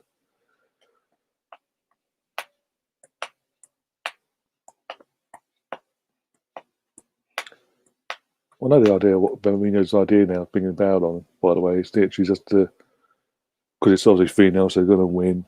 You know what? Use what pace he has got left at his age, counter attack him and score a goal on your debut, sort of thing. And everyone had awed up Mourinho and awed up fucking Spurs in general for winning 4-0 or whatever the score will end up being if that happens.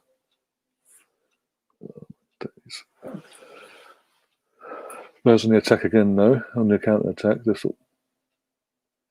Second half, they're just sort of set off, really. They're 3-0 up, they're comfortable, they don't have to go out and kill the game or anything, or in the sense of getting more goals or whatever. So they're just happy getting the ball and passing it back sideways and backwards at the moment.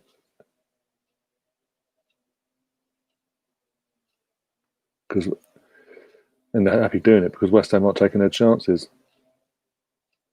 And let's be honest, and these opening 20 minutes or 25 minutes of the second half, they have had plenty of chances to get back into this game. So not one have they taken. The best opportunity they had was, as I said, the cross from Mikel Antonio, who I've actually been honest, I have frustrated.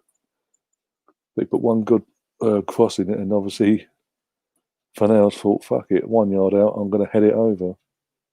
Oh, Harry Winks is coming on as well. Okay. Let's have a look. Oh, he's taken up Bergwijn. Or Bergwijn, I think that's his name. Steven Bergwijn coming off, and Gabriel's coming on.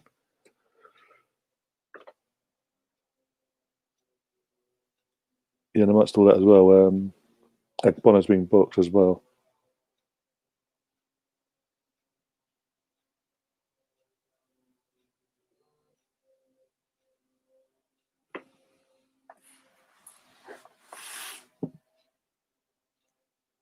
Oh, what a surprise on a free kick as well, of course. And Ndombele's gone off as well for Harry Winks, but yeah, what a surprise. He comes on, stands over a free kick, of course. Oh, of course. Yeah, Lucas, get your positioning right here, please. For fuck's sake. Oh, that's a poor free kick. It was on target, but it's poor. Thank God for that. The wall is non-existent. He's just literally bounced into. I don't know what he's trying to do there, but yeah. Yeah, to Bobby Ross in the chat, yeah. Bale's come on for Steven Bergwijn, had a free kick. As I said, not the best free kick in the world, and literally easy for Lucas Sobieski to save. And what is Antonio doing in there? Having a wrestling match with fucking Harry Winks.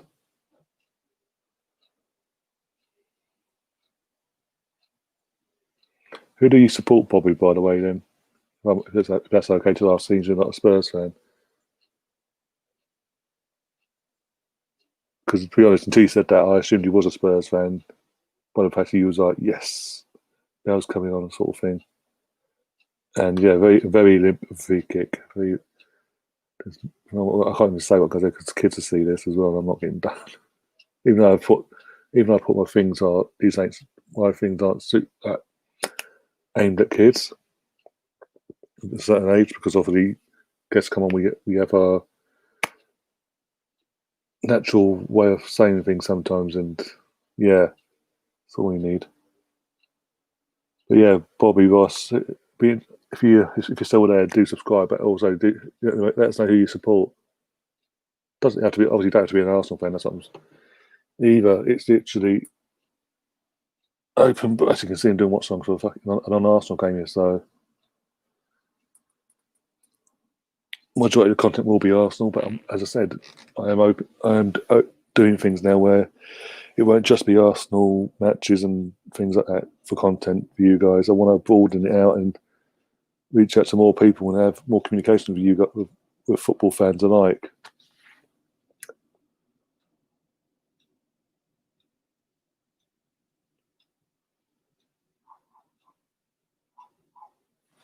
Literally, I can't even tell your profile picture who you support because it's so small on my screen. Yeah.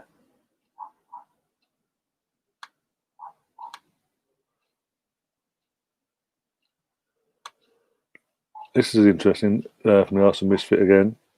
Big up yourself. Be very predominant in my chat today, so big up yourself.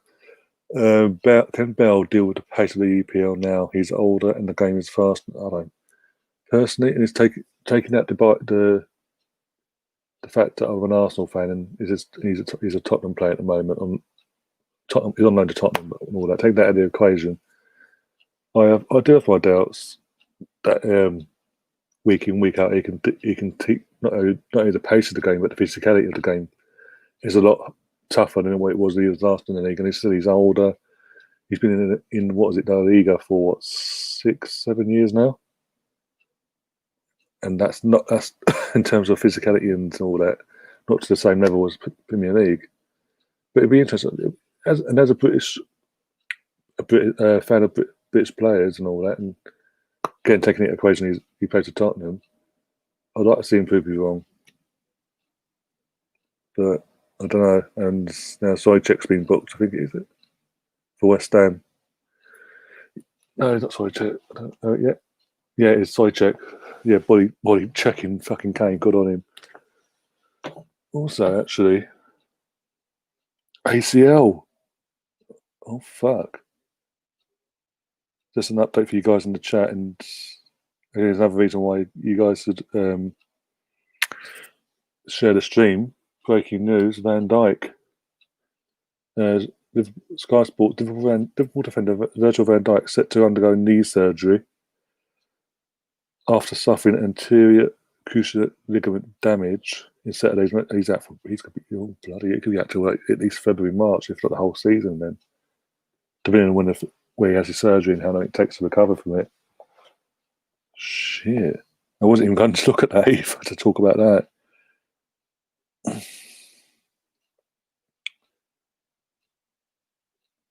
was actually going to talk about the rumours going around. Let's say I've got to find it first. To be fair, it's only been reported on the Bleacher Report via sources that they see on their social medias and this, that, and the other. That Sergio Aguero is going to. It does seem like he's going to escape punishment for his actions by placing his hand on the female official yesterday in the game against Arsenal. Late in the second half, he did that as well. About 5 minutes before he came off. And that's all I've seen on social media on the news as well. The Sky Sports and all that, them talking about that incident and all that. And to be fair, most of the people, the media side of it, have actually said he should be getting punished for that. There's no need for him to do that. That touched the lineswoman the way he did.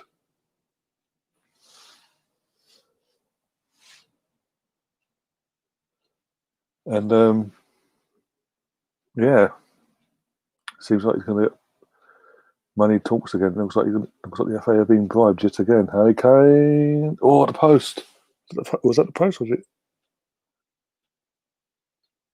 Kane almost got his hat trick there. See that again. Yeah, Son comes out down on the left, passes it to Kane, hits it first time off the post. Yeah.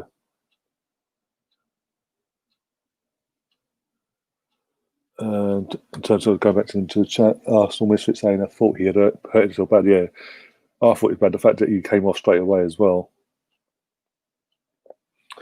The fact that Van Dijk came off so quickly after the incident and all that, you knew it was bad. But fucking that ACL, as we know, Steve, as Arsenal fans, with lots of Rob Holding and Hector in recent years, ACL's a bitch, and that could actually be a season ender.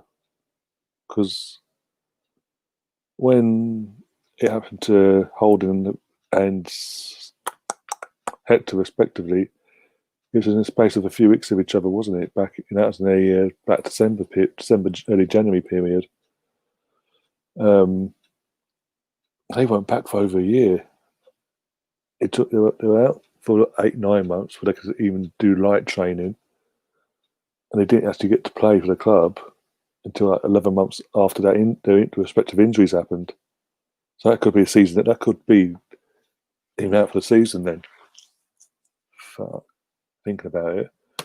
And yeah, in terms of the Aguero thing, yeah, she wasn't pleased. If anyone goes back in the season now, you actually see her actually shrug her shoulder and try and push him up, like push his hand away and all that, tell him go away basically, but don't touch me. It's interesting if he. Thing is, the question is, would he have done that if that had been a male linesman? Yeah, as I said, seems that the Man City are throwing money at the situation, and it's suddenly all hush hush. It's okay, don't do it again. Sort of no actual irrespective action being taken on him. Back in terms of the game, guys, it's literally 10 minutes to go. It's 3-0 still. I mean, Spurs ain't done too much in the second half. Haven't had to, as I said before. West Ham have had chances, had one massive chance, and they fluffed it. And since then, it's just been sort of, yeah, all West Ham possession wise, but done nothing with it. Haven't carved out any more opportunities. Luis hasn't really been tested. Nothing. Oh dear.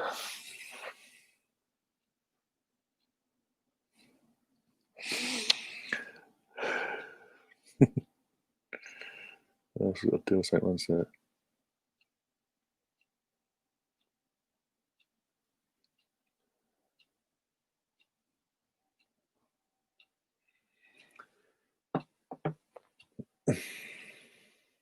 West Ham got a free kick as well. Free kick on the left. See what he can do with this. He ain't done much. He's another frustrating player. He's got a load of potential talent there, Ryan Creswell, but not consistent enough. Ball comes in. Oh, the 3-1? Yes, 3-1. But what's his name? Valveva with the goal.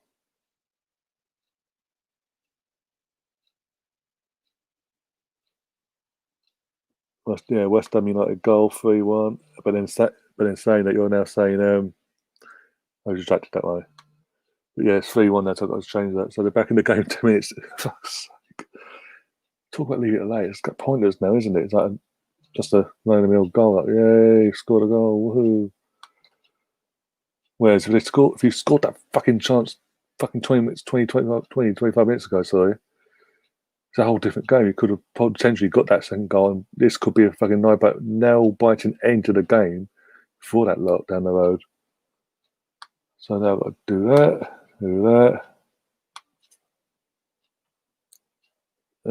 One. And then there you go. West Ham get a consolation goal there.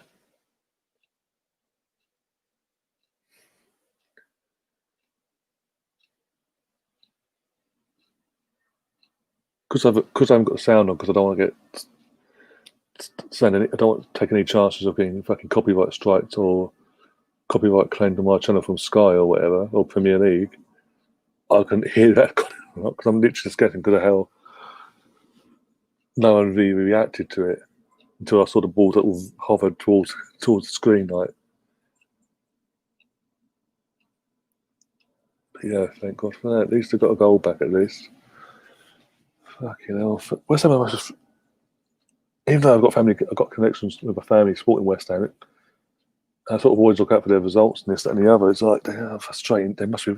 I'm not even a West Ham fan. It frustrates me. Maybe because it turns these results in these sort of games against that lot.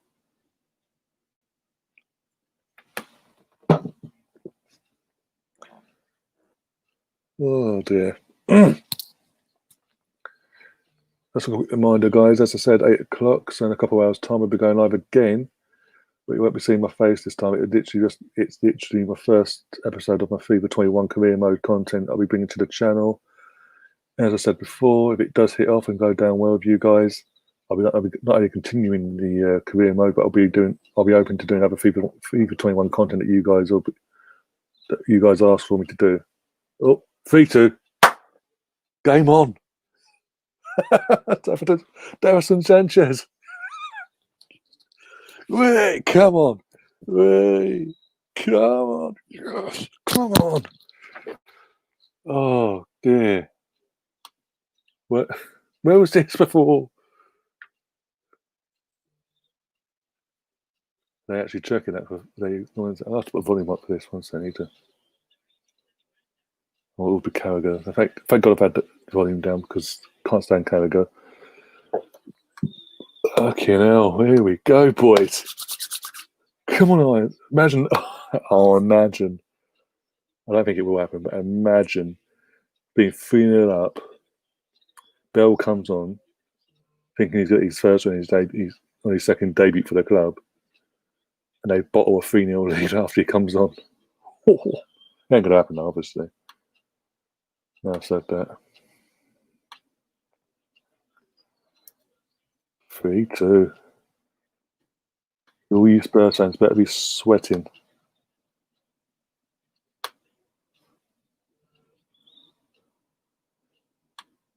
The t-shirt. Oh, if you're on Twitter, go on. Oh, fucking hell! Search for the Twitter page. She wore. If you've got Twitter, follow me, and I'll send you the link and all that. And yeah, it's on. They've got quite a few bits on there. I've got quite a few bits that I've got from that side of things as well. The red hoodie I usually wear that as a clock, the Arsenal clock with Hy-Vee, I think on it. Got this as well on there.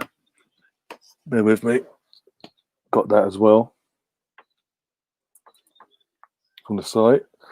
And I think what else I got? Oh, the recent. I got the grey t-shirt with SIB on it in red. Got that from there as well.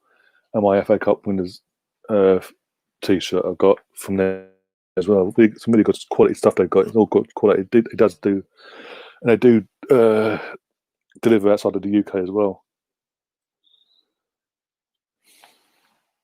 But yeah, if you're on Twitter, search at She War on social media. If not, let me know, and I'll try and get the link now. I'll put it into chat for you. Actually, know what? Probably quicker than I'll do it one sec.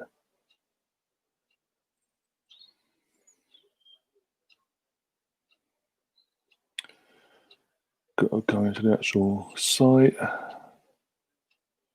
Go try and copy the link one sec.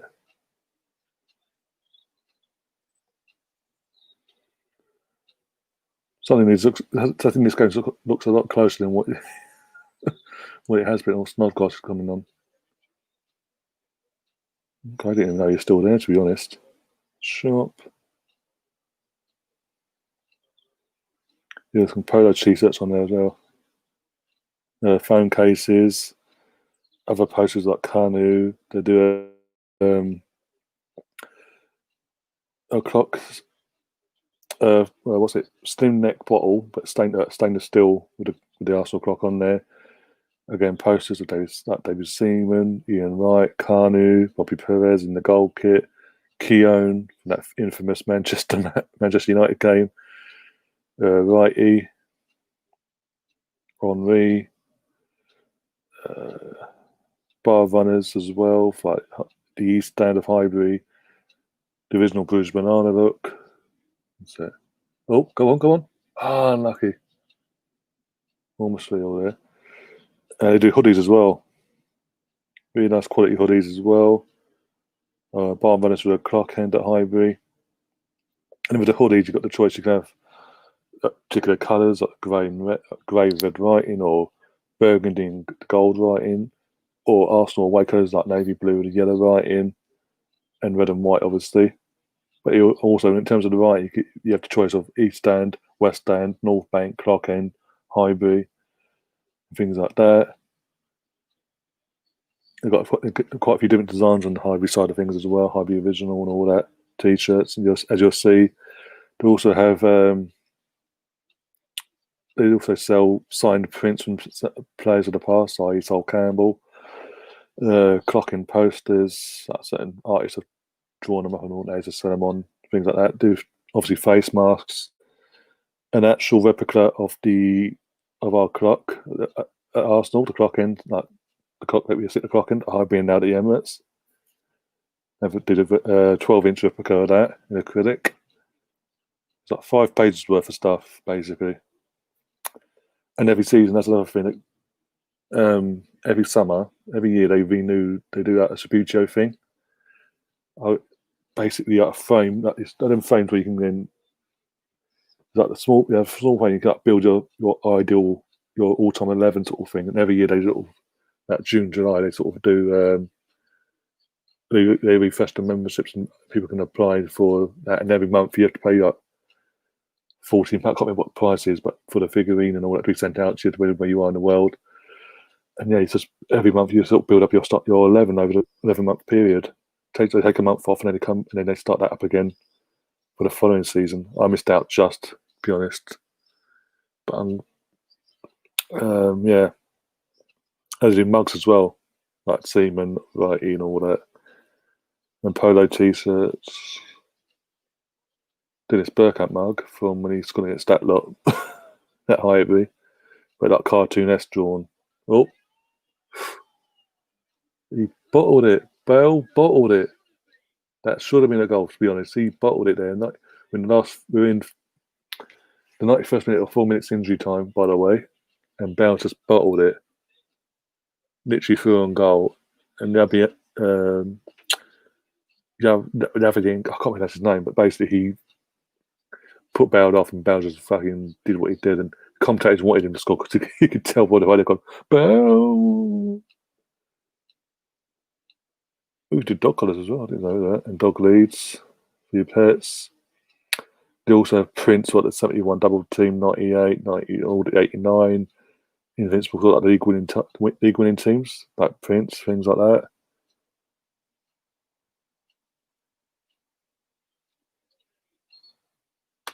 Big up Toby in the chat, how you doing?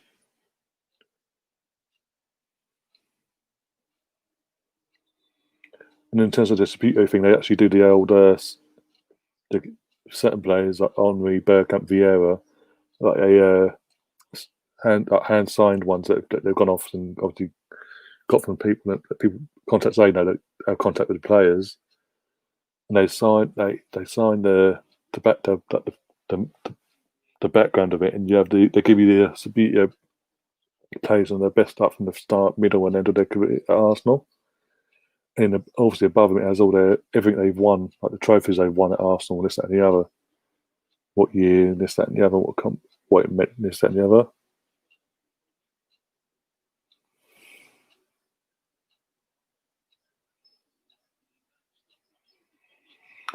Also, Toby, I can't remember, if you haven't subscribed, do subscribe to the channel.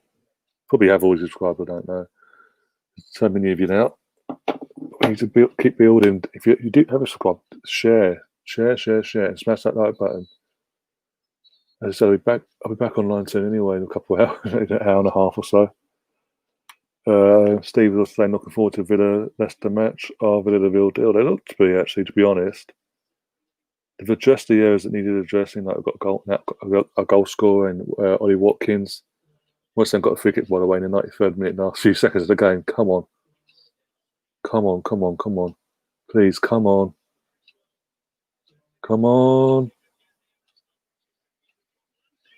Oh!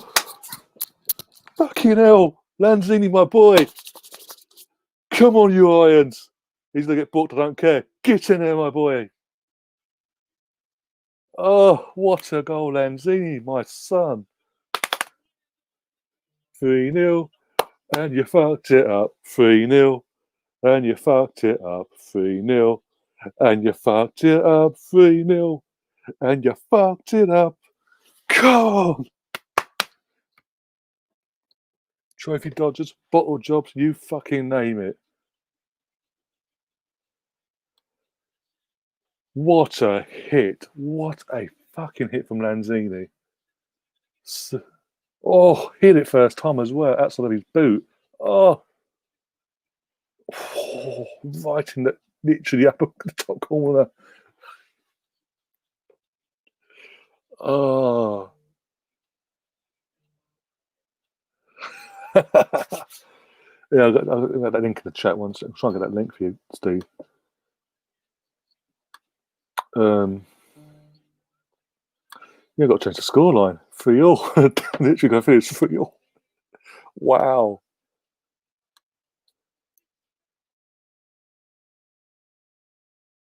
3-0 up and they bottled it. What an end to the game. Last 10 minutes. Yeah, exactly, Albert. What a goal. First time hit on the outside of his boot as well. And what makes it even better, Louise gets like grazes his hand. It's full time. Wow, what a comeback in the last not even 10 minutes of the game that was. What was the first goal? 83rd minute, wasn't it? 3-1. Yeah, trying to get this link for a guy here. Copy the link. Hopefully it works. Go over to here. Refresh everything. Game over, yeah. Finished 3-3. Wow. I'm so happy. You have no idea how buzzed I am for that. Albert, I don't know if you caught me. I was literally, oh mate, chanting 3-0 when you fucked it up. How see if it works. There's a link there for you, Steve, by the way. Yeah, I don't know if it works. Let me know if it works or not. If it doesn't, follow me on Twitter and I'll send it over to you that way.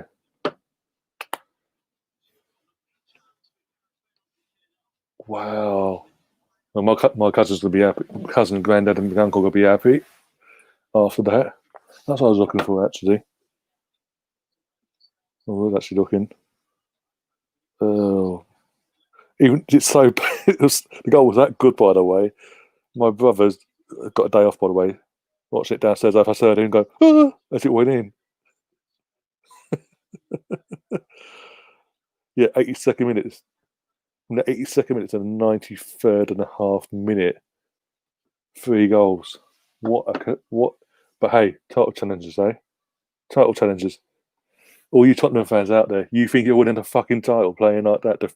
3-0 up against anyone and you fucking end 3-all. Oh, you're Chelsea. Oh, you're Chelsea. Oh, you're Chelsea in disguise. Oh, you're Chelsea in disguise.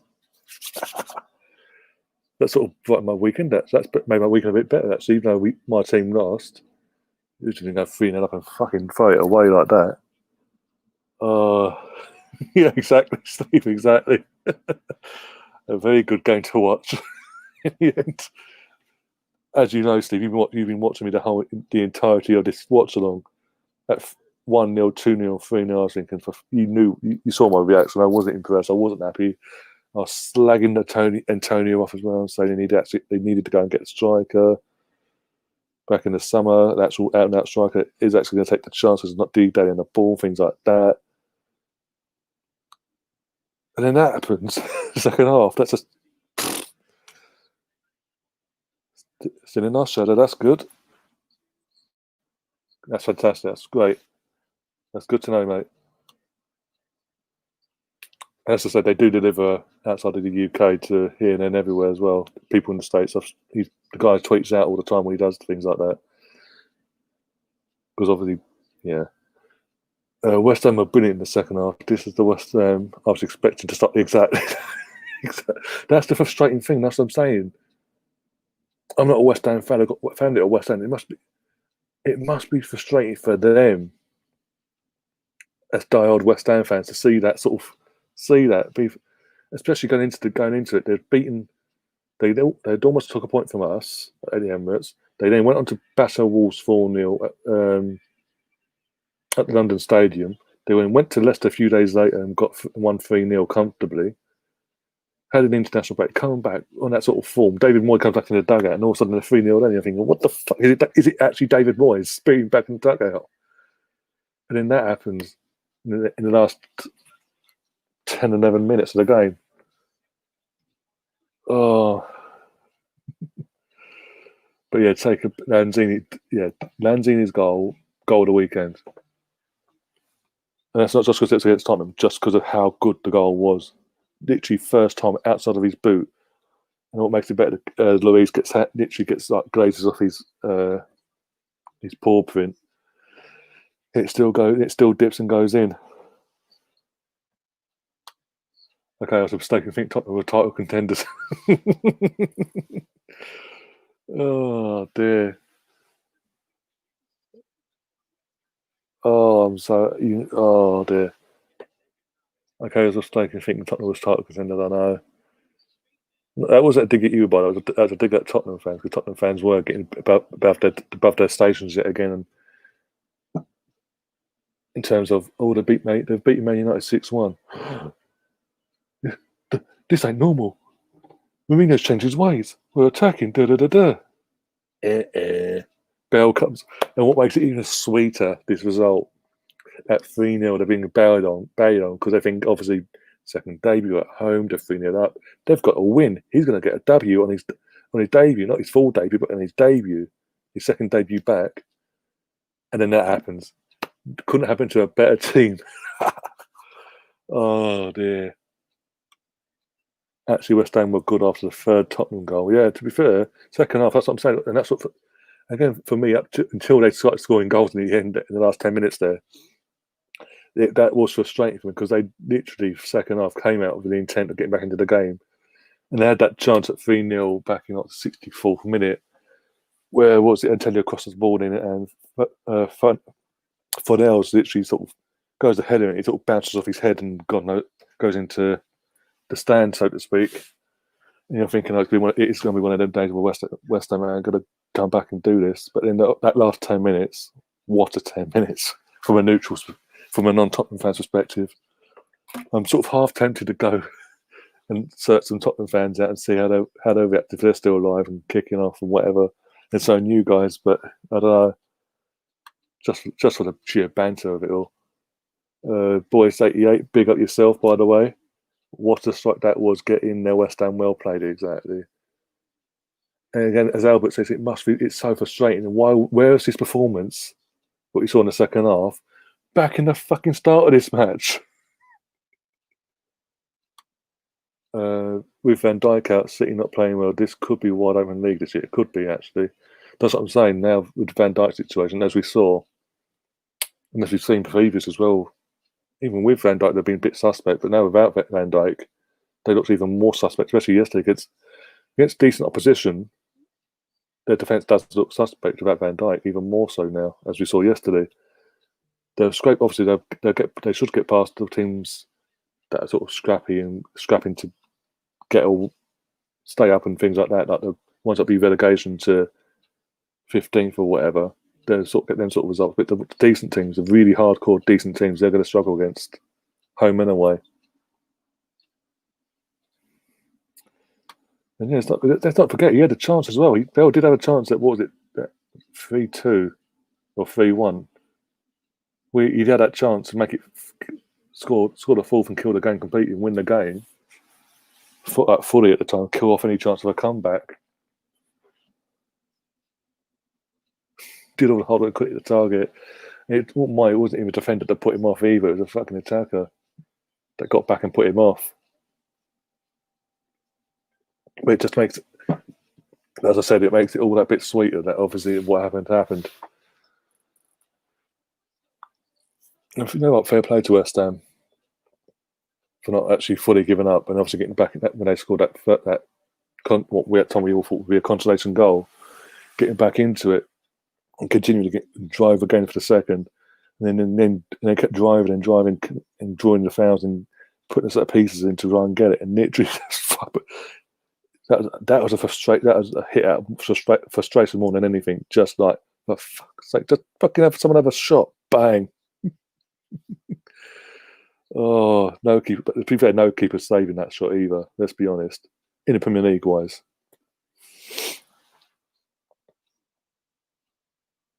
they will struggle with Alisson and Van Dijk. I hope they do anyhow. I think they will. Well, we've seen in terms of Alisson, how they've struggled in terms of the goalkeeping situation with Adrian, taking his place at the moment until he gets back.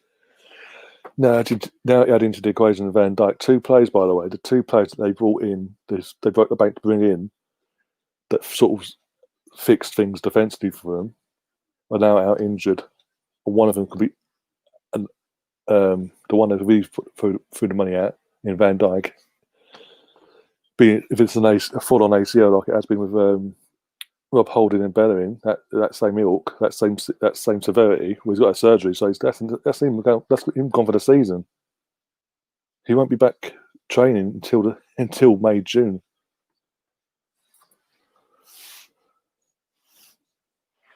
Yeah, exactly. That's what I'm saying. That's another thing that made it even sweeter when it went in. He gets a hand to it, hits it off his hand, but still dips and goes in.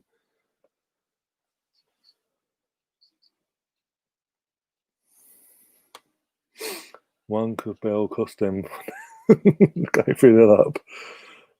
One could say Bell cost them 3-0 up. He came on, he misses. Great chance, great return, exactly.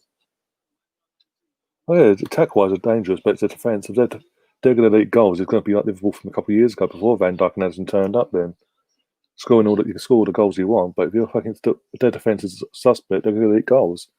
That's what I'm saying. Against decent teams, home and away now, they could be found out even more. Well, we saw the other week before the last game before the international break when they got battered 7-2. So it's possible now. And that was with Van Dijk in the team. And that was only without Alisson. This is now Alisson out for another 5 or 6 weeks, and Van Dijk out for the season. By the looks of it,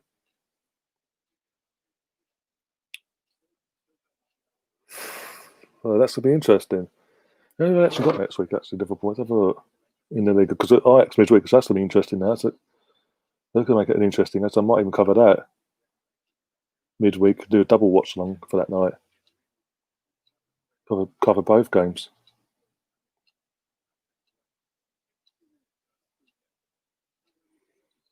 Let's have a look. Right, sorry. Friday is Villa versus Leeds. West Ham are at home to City next week. Is it Man United? Oh, that's a what? I might cover that actually next Saturday then as well. If you guys are interested, I might do that. Manchester United versus Chelsea at Old Trafford. Yeah, Sky Box Office. Liverpool versus Sheffield United at Anfield. But so okay, that might be an easy game considering the form of Sheffield this season. I ain't getting a point. I don't get a point after 5 games. Is it 5 games we played now? They played 5 games. They got a point. That was today. So they might get off. They might get off lucky there. But against the teams like yourselves or us at the Emirates, Liverpool, Everton, City's, United. I think they've still got to play City, United, and that lot down the road at some point. I'm trying to think now. They've got to play Leeds again at some point as well, Elland Road.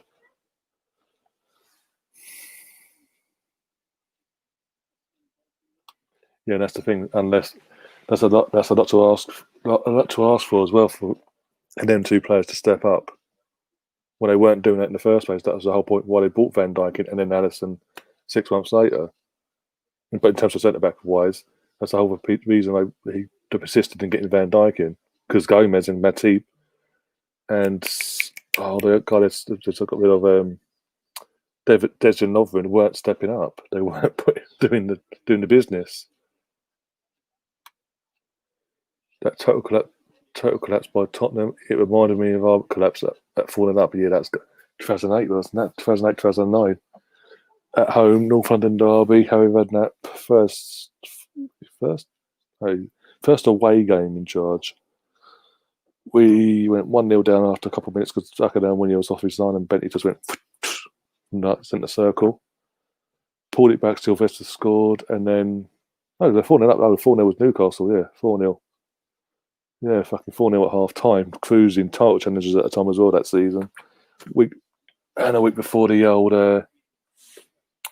League Cup final, and yeah, it's just all fucking fell apart. Second half, Diaby gets sent off for a challenge that wasn't even a red card challenge, and then everything just fell apart from there. Got 2 penalties, and one of them definitely wasn't a penalty. Let's be honest. And then RIP to, by the way, rest in heavily peace to Cheek Tiote with the absolute belter of a fucking equaliser that just took the point of us. Oh dear. And we had our third choice, and obviously Shetty Thomas' third choice goalkeepers, David Charles, because Almunia and Fabianski were both injured. So we didn't have our first choice. They've had their first choice in goal tonight. Oh dear. So I've got how have don't say that. I've got a bit of time, a bit more time with you guys. So yeah. Oh, it's time to go again. I want to go again. Oh,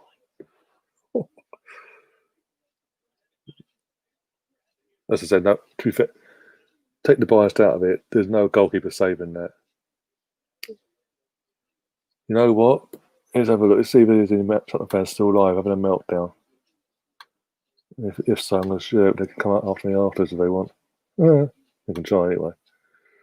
Have a look. Bear with me, guys. I'm gonna have a look. See if we can have any bit of comedy gold on the channel from that lot. And whilst I'm doing it, do smash the like button, either on Facebook or on the YouTube. Smash, smash, smash it.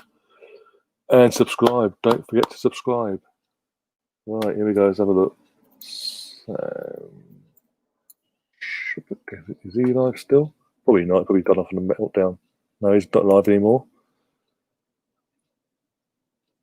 Let's double check. Nope, he is not live. And he even, oh my days. Talk about what we were talking about before, Steve. He's even a week ago during the international breaks put in a video saying, "Can Spurs be title contenders?" Oh, what a pleb! Trying to think now. I think it's that way. I think it is. Yeah, he's still alive. So bear with me a second to see if he's having a meltdown.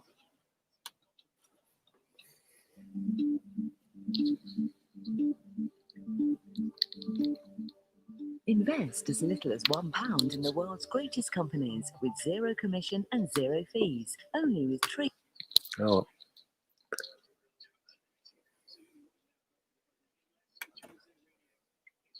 Right, share the screen.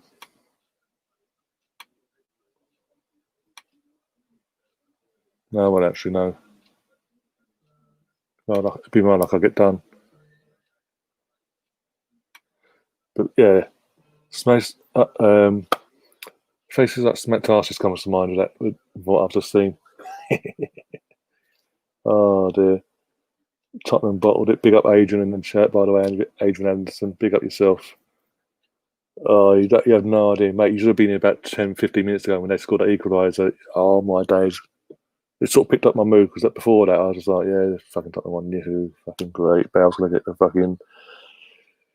Oh, well, we've got a debut win against West Ham. Woohoo, yay, suck me off. And Mourinho being egotistical git would be like, praise me, I'm a god. No, we never did cover that Newcastle game. And then obviously, as I said, because it was that happened, and then a week later we played the League Cup final, and obviously we all know what happened there. So, and literally from that, he just continued that form and continued throughout the rest of the season. We lost out the title, everything, and then it continued. It sort of continued into the first half of the following season as well. That form, and I mean, literally, so bad it was that obviously, I think that was the start. I think that was literally the start. That form happening, continuing to the season, as the start of obviously us facing the occasional battering, starting at Old Trafford of all places, the 8-2. Then we didn't get another battering for a while. Then we obviously started getting batterings here and everywhere near the end of the Wenger's tenure against Bayern Munich 5-1, 5-1, 5-1. Man City, one season, it was a weird season. I can't remember what was it. I think it was the 12-13 season when City, I'm trying to think now. That must have been 13-14. No, it's 13-14. Yeah, we won the FA Cup, ending our drought, but in the league-wise, it was weird because we got battered. I remember in quick succession as well. We got battered. We lost to City at the Etihad 6-3. We played Liverpool a week or two later. Lost 5-0 or 5-1 when both teams were in dire straits at the time. By the way, it weren't even the Liverpool hey, they're title challengers or this, that, and the other. And then Now, a month later, we played Chelsea, got battered 6-0. And then in the back, it just became a regular thing. And so, yeah. We'll send chats from something, and there you go. I'm up to 10 likes now, by the way. Do you say, Steve? Fucking hell, get in there. Well, hey, I'll take that all day long. As I said, much appreciated. Any likes, any new subscribers, anything. Always appreciate. You have no idea. And I've gained some subs as well. Get in there. Was on 446, and now on 455. It says. So I've gained a quite. Well, hey, well, there you go. Even better. Spurs bottle 3-0 lead. Bell doesn't get a win on his debut. And I'm gaining subs like you wouldn't believe. Oh, loving it. You have no idea, guys, how much I appreciate that. 15 likes, I can see 15 likes, yeah. 16. Oh, okay. But yeah, you have no idea. That's mad. So stay tuned. As I said, literally 8 o'clock, 8 p.m. All you new subscribers that have subscribed, 8 p.m. I'm back on here live, but not on. You won't be seeing me, but as I said, doing FIFA 21 career mode, episode 1. And yeah, as I said, that obviously takes off, and obviously doing episode 2, things like that. And again, down to you guys, how if you want it like 1 episode a week or 2 episodes a week of that side of things. And if you want me to do other FIFA 21 content along the way, do let me know, and I'll look into it as well. And along with obviously the podcasts during the week when there's no football matches on at night, on them nights, we're doing Champions League watch-alongs. Champions League watch-alongs and the Europa, covering all the Europa League for Arsenal as well. Just Arsenal when it comes to the Europa League, obviously. And preview for Leicester on Friday or Saturday, probably Friday. Then Saturday, probably if obviously episode 1 goes down well tonight, episode 2 on Saturday. The watch-along on Sunday for the Arsenal v Leicester. And yeah, and again, when there's no football matches on, content of podcasts and things like that, and get the guys back on and chatting all things football, all things Arsenal. What was it? Voice in the chat as well saying, same with that Birmingham City game. And the game Gallas lost the plot. Oh, don't even get started on him. Oh, God, don't. We lost that. It's easy enough said, but even that day, I thought it's just a weird vibe. And because obviously going into that game, we'd won, we would have been, what? I don't think now. We'd won, we would have been 10 points clear at top of the table. And we drew, we were, right, I'm trying to think now, 8, then we're still 8 points clear, and then Gallas is still, and as I think Ernan Hansen and all that said, actually, the day, I remember him saying, he's funny, Paddy tries out his plan and doing things like that. As club captain, but your team's still 8 points clear. And literally from there, whatever happened in the change rooms at full time for that Birmingham City game, players just lost the plot. Because that season, again, we could have actually won the league. We should have won the league from that position, but considering what parts of the season that happened. And we're heavily put in favourites when it comes to the British teams to win the Champions League as well.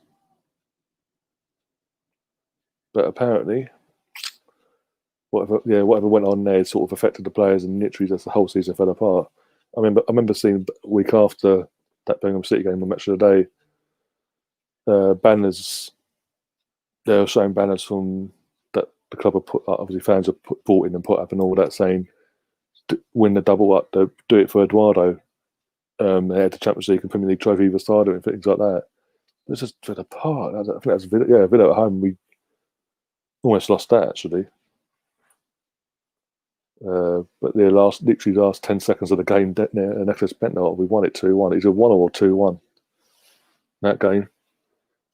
As you said, 15 likes, 16 likes. As I said, appreciate every single one of you guys that have smashed that like button in the last 20 odd minutes.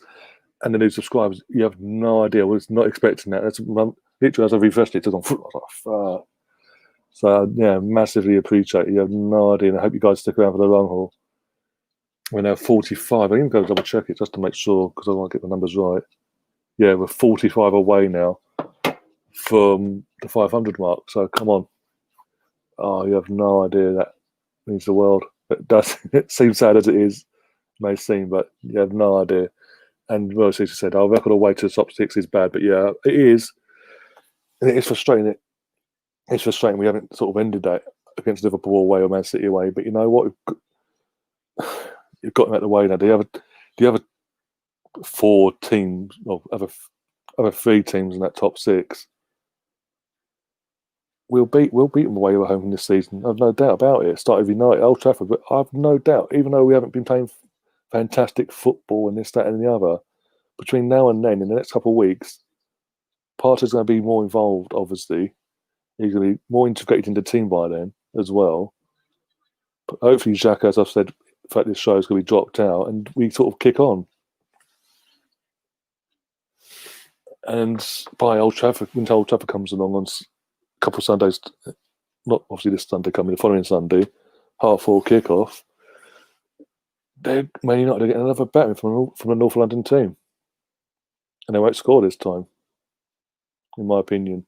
Chelsea, as where's that going over? Chelsea, as I've said for the last couple of months, actually, what they've done this summer in the transfer window screams everything that we used to do, and everything we got slated for. And rightly so, I slated them myself back then for not addressing the areas that needed addressing. But they needed what their main thing was. They needed actually a defence goalkeeper, a top world class goalkeeper.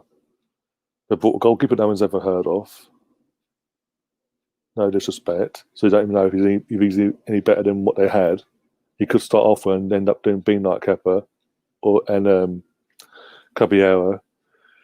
They brought an over the hill aged centre back who will get destroyed 9 times out of 10 during the season. And it's just gone out and bought it, and they spent all their money, the majority of their money, on young attack, on young potential up and coming attackers, world class attackers potentially. And it's just everything we used to do. Fuck our defence. We're just going to do the attack of you might score 4, but we're going to score 5 or 6. So I've sat when it comes to, and we're seeing the season now. With Lampard that he's got this a collective of world class players in the attacking sense, or potential world class players that he brought in that got that potential and diverse of being world class players in the attacking sense, in midfield and the actual front line. That he can't. Not only is it showing up him tactically in every aspect of the word, because they're dropping points to fucking at home, left, right, and centre. They dropped. They were 3-0 down to West Brom at one point. They ain't coming back by the skin of their teeth. Got pointed out of that because it's West Brom. I mean, Southampton, they sort of won that, but then Southampton came back and did that again. And big up Theo Walcott, by the way, with the assist. And Tottenham, well, as you see. So I have every hope now. This record, as you've touched on, sort of as bad as it is, it's going to get better now. We've got the worst 2 out of the way. As bad as we didn't get a result we wanted, or draw or win, but we move on now. We've got our heads down and move, so to speak. And yeah, as I said, a couple of weeks' time, that sort of record starts disappearing, shall we say. I mean, how many opportunities do we need to be fucking giving them a good hiding, for fuck's sake, in the last few years? I do believe we're going to take it this year. Because I do believe in Mikel. I know he's going to make... Again, he does make mistakes. He made a mistake last night. I've said that during this stream. But you know what? He's learning on the job. He's actually having to learn on the job. This is his first job as a head coach or manager, what you want to call it. He's been promoted to a manager recently, so this is the first time I have that sort of high standard of a job. So he's having to learn on the move. He's going to make the mistake. They all do. Klopp makes mistakes. He lost 7-2 the other week, and his mistake was he was too stubborn not to fucking change things and stop the high line with Villa. So if he can make mistakes, and that's okay. And he was making mistakes well before that as well, in the whole process of building Liverpool to where they are now.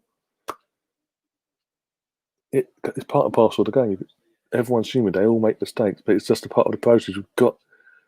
You've got to get on board and give the guy a chance. We're bringing in players, and the players are bringing in are players that he wants.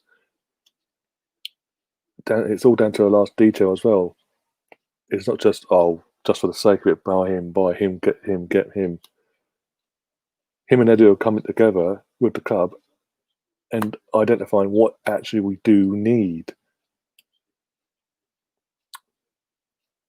As I said, taking out the equation, we're in a global pandemic. And taking that completely out of the equation, he was never going to be able to come in and change everything, get everything up and running in a space of 6-7 months in the first place. So to get who he's got in the circumstances we're in, is fantastic.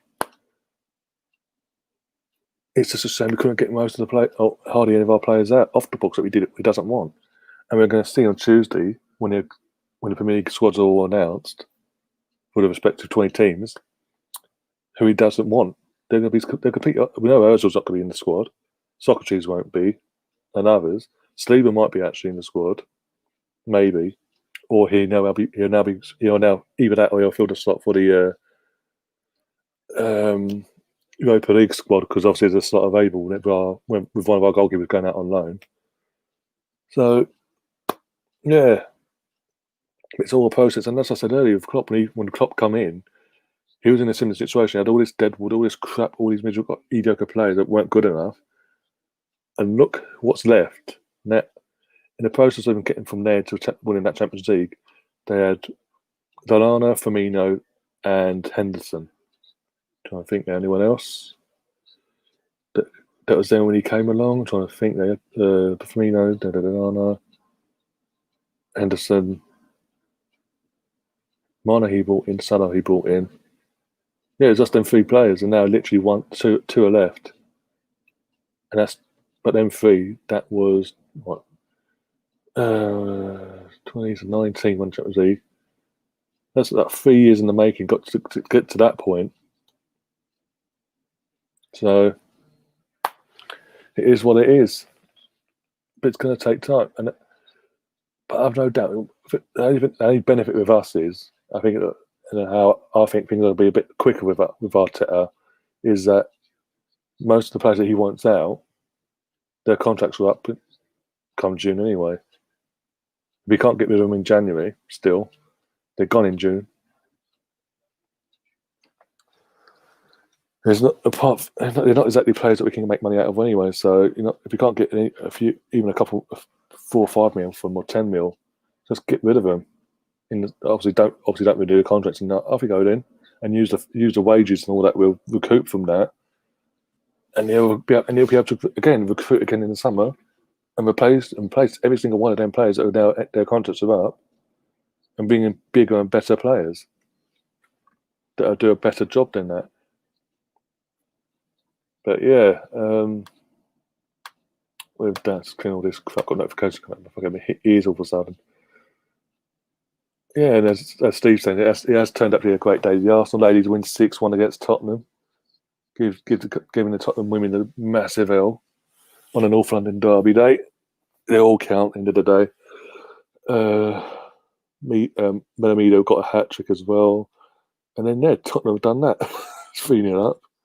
Could have been 4-2. Decided to be 3-0 instead. And Bell came on at 3-0, and it all seems like he's going to get his dream start to his return and all that. Yeah, right. He may as well stayed in fucking Madrid and sat on the bench. Oh, I've got to turn this twat off. Can't stand Gallagher. Yeah, and Boyce is also saying, hope we get a result against United, but they always seem up first. And at the moment, I'm scared of Bruno. I get what he's saying, and they do seem to be up. Just turn up when it comes up against us in the last few years. But I think tactically, Arteta's going to outdo Ollie again. We saw it New Year's Day. Arteta just walked into a job, literally no experience, and literally just outdone an somewhat experienced manager, someone that's been doing the craft for 7-8 years, if you include all the Mulder situation in Cardiff City and all that.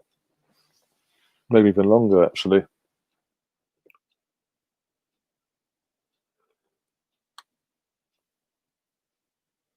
Exactly. I think going back to what I was saying about Chelsea and all that. Attack is fun, but defence wins championships, and many seem to have forgotten that. Exactly, and Manu, well, that's a good point. That's another thing you want. It's another thing about I get about our fan base. Yes, our record against top six is terrible.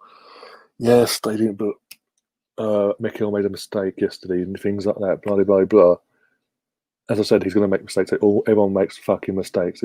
It's human nature. They make the error. Sometimes they do. But when he came into this job, we were leaking goals left, right, and centre. We just weren't hard to beat at all. Every team fancied their chances against us, home or away. He's come in and changed all that. We're hard to beat, hard to grind down. We're not getting battered. I mean, the Liverpool scored every week flattered Liverpool. And yeah,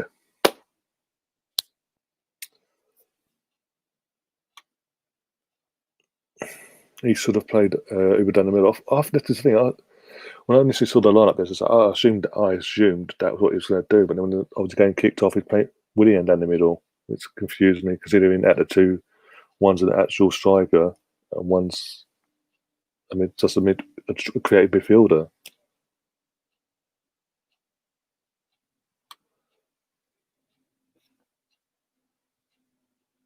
Exactly.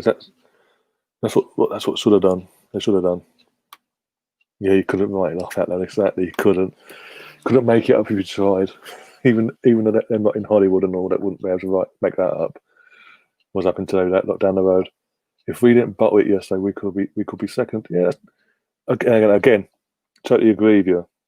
But it's a mistake. I'd rather against I'd rather it be against a team like Liverpool City that he makes these mistakes and learns from it than a bit against a team that we should be beating anyway.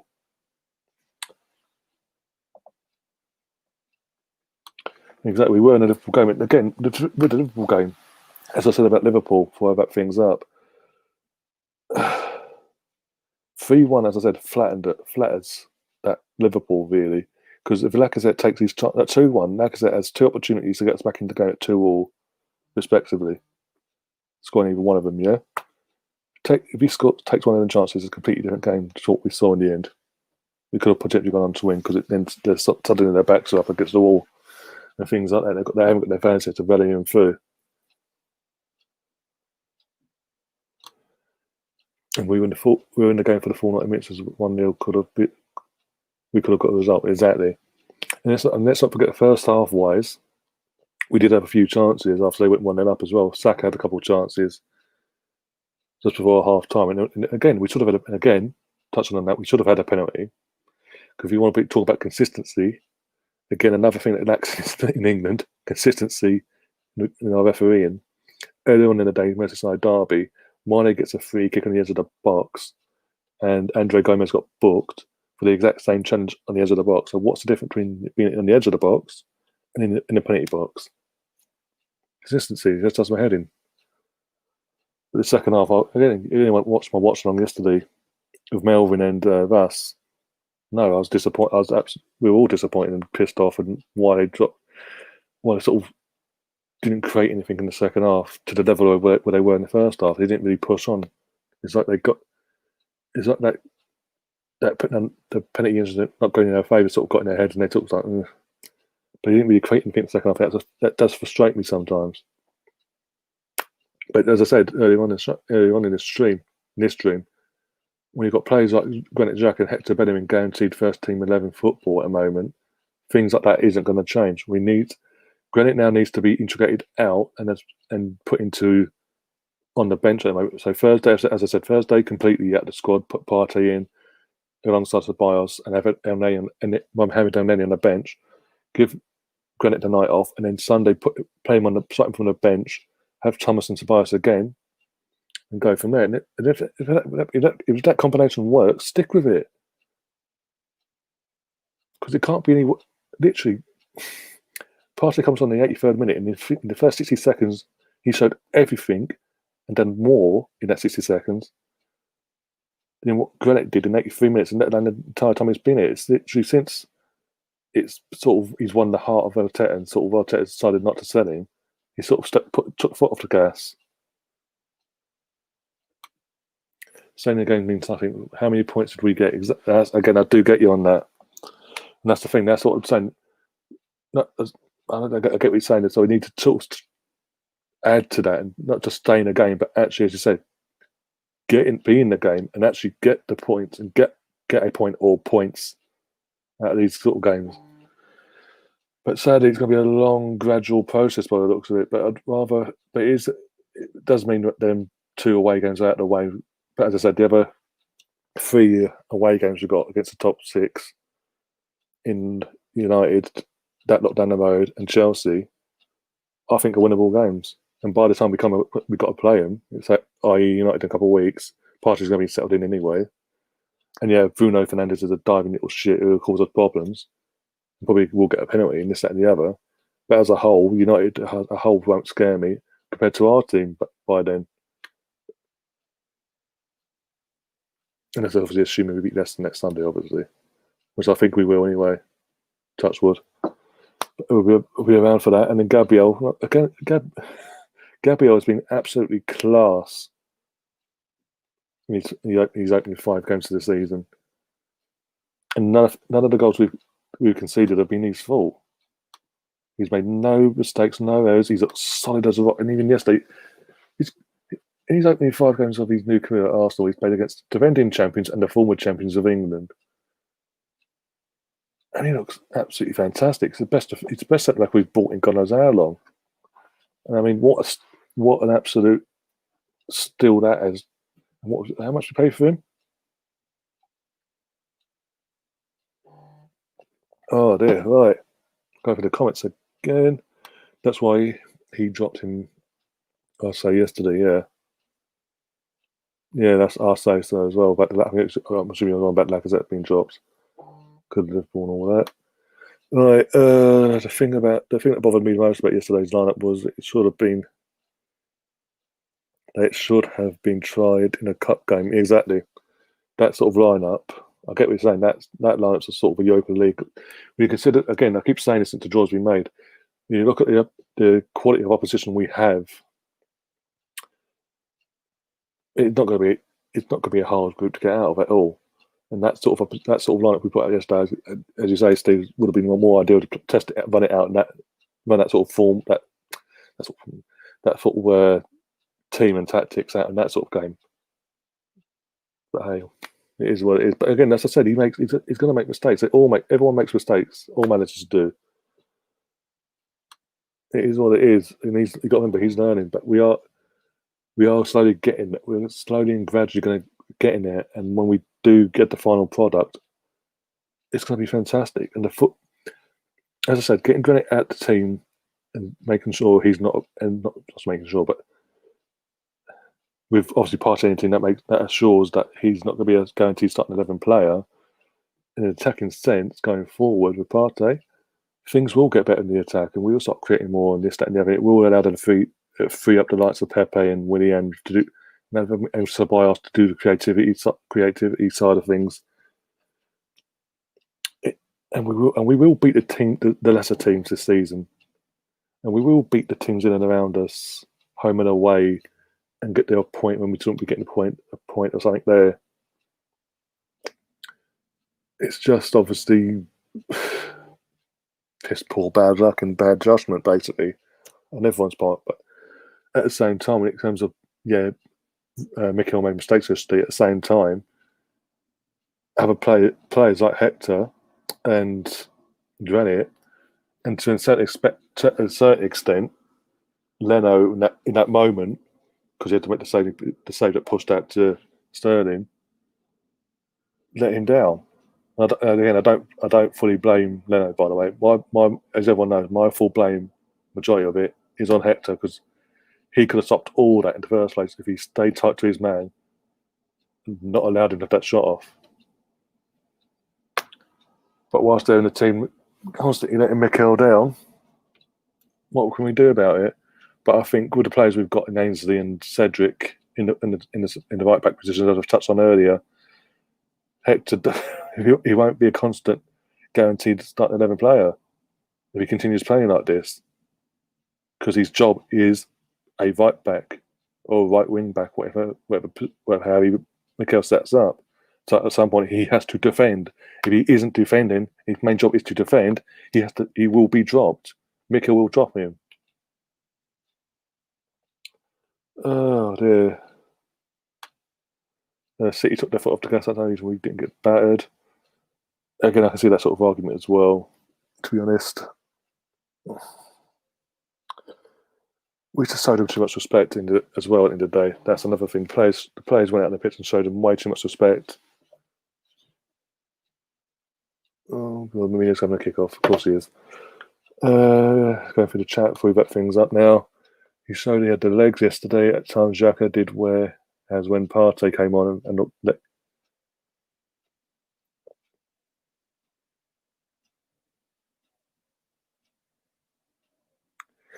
That's the thing. But at the same time, Partey was doing things that Xhaka should have been doing But Xhaka is also, because we're watching the game because of how close TV doing it is,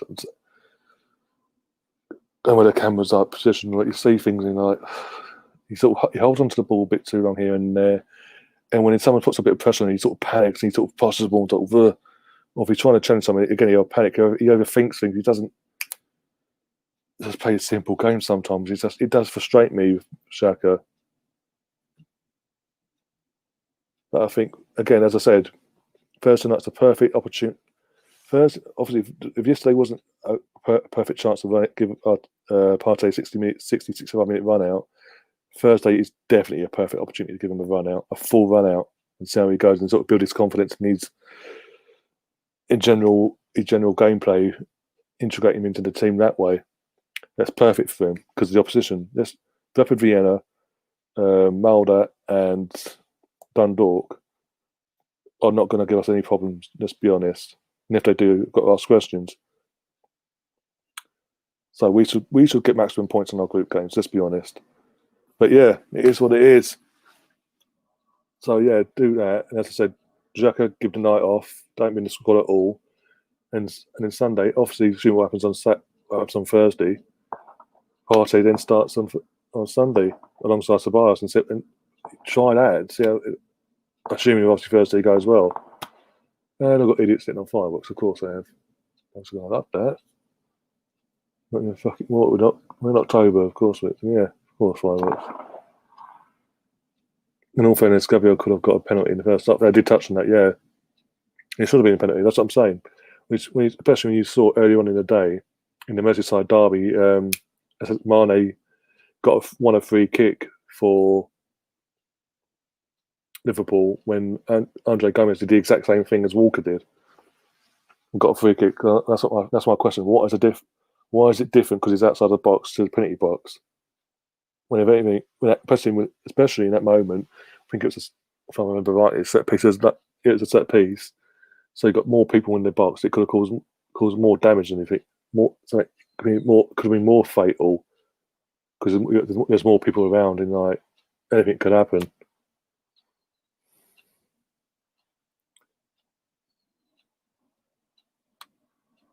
Gabriel has been everything that I had hoped for, even with the odd mistakes he's had. But even mistakes, you don't notice them because not only how good he is, he actually goes out of his way straight away. He acts straight away and actually goes out of his way to rectify that mistake straight away.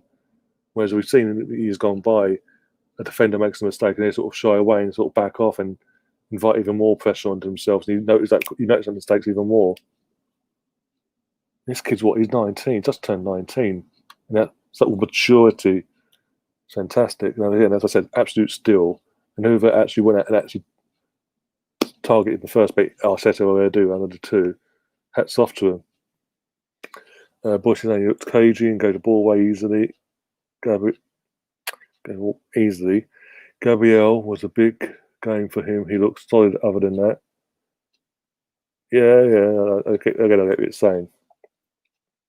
I do get it. But as I'm saying, because he goes out of his way straight away, he acts straight away and goes, I'm going to rectify that and actually rectify my straight away, not put the pressure on others.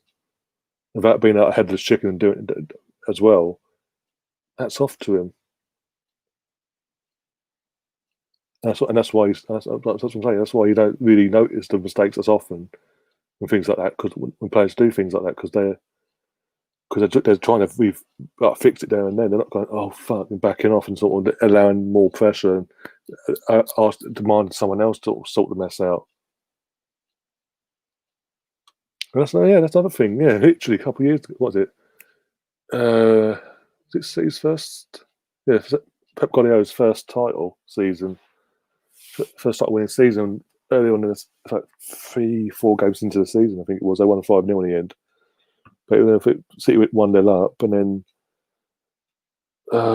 yeah, fucking I can't remember. Liverpool, ball over the top. Liverpool, Mane's gone running through. Ederson's gone flying out of nowhere. They've both gone for the ball.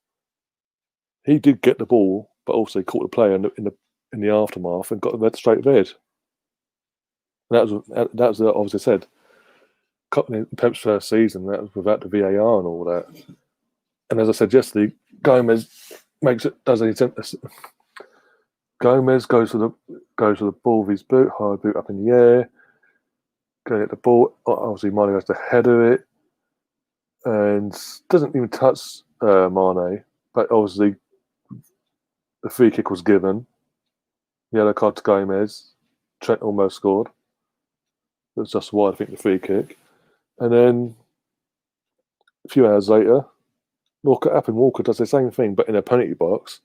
And no, that's okay. And then, that's insult to injury, the referee lied to Mikel, because Mikel's actually come out and said and outed him, basically, before he was told, Biffman, that he asked about it, and he was told that him and the referee and the people who was running VAR at the time had chatted and said there was nothing, they'd checked it and there was nothing to give. I think it was Jeff Shreves actually said to Mikel, actually no, they didn't check it at all. They didn't deem it worthy enough to check. So they lied to him. They're lying to the managers, players and managers. And they're saying, "Oh, it's been checked. It's been checked." You can now say, "Well, actually, prove it," because they've just been literally just been outed on live TV. Villa Leicester game about to start. No Vardy for Leicester. Okay. Well, thank God I put him on my bench this week for my FPL. Okay, that's a good thing. That's a good call I made. Okay, yeah, I'm going to wrap things up, by the way, guys. I do appreciate it. Let's see how we're doing before I do wrap things up. Still there, that's cool. And in terms of likes, I've got one Oh, I've lost a couple of likes, though. Okay. Got a dislike and I've lost a couple of likes. Okay, gone to 14 likes now, one dislike. Okay. Okay, it's still on. But yeah, I've already in my FPL. I just wasn't sure. So just last week, sort of pulled him off on Friday. I think I might until the bench.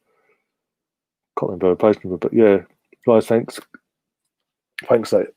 for coming on and joining me on this. And Steve, big up Steve, Boyce, and all that. Lungberg Camp, you name it. You all Albert, all fantastic. Thanks for keeping the chat going on the chat for the match. Absolutely appreciate the new subs again. Fantastic. You have no idea how much that's meant to me now. And yeah, we go again. I'll see you in about 45 minutes. You know what I mean. You know setup now. I've said it a couple of times now. And yeah, we'll have that. That'll be about an hour. That's going to be about a Fever 21 thing at around 8 o'clock. About 45 odd minutes. It'll be about a hour and a half episode sort of thing. I think we'll upload the games up till we'll play obviously the Liverpool away game, and then we'll stop there for that possibly. But yeah, but do get involved in it because there's always set up. I'll be in the chat, so I'll be able to see your comments and all that. If you want me, as I said, I want you to be involved as well in the career mode side of things. So if you want me to change formation or buy a certain player or sell players, this, that, and the other, or put them on the transfer market and this, that, and the other, do put in the chat, and I will do that in the actual live stream itself. But yeah. Oh, one sec, got back into chat a sec. He's not even on the bench. Oh, okay. That must be serious. Good show. I hope to be able to make it for the next show. Yeah, literally, as I said, what time is it now? 40. Just shy of 42, 43 minutes time. I'll be back on. But yeah, as I said, do get involved in all that, like the transfer side of things, the formations, match day lineups, the friendlies, and this, that, and the other. Who to drop, who to play, who to make captain, this, that, and the other. And yeah, I'll see you then. Until then, guys, enjoy the rest of your evening. Do share the content around. Let's get more subscribers. Let's drive it home. Add more subs. Let's push up to 500 tonight. And until then, guys, as always, up the Arsenal.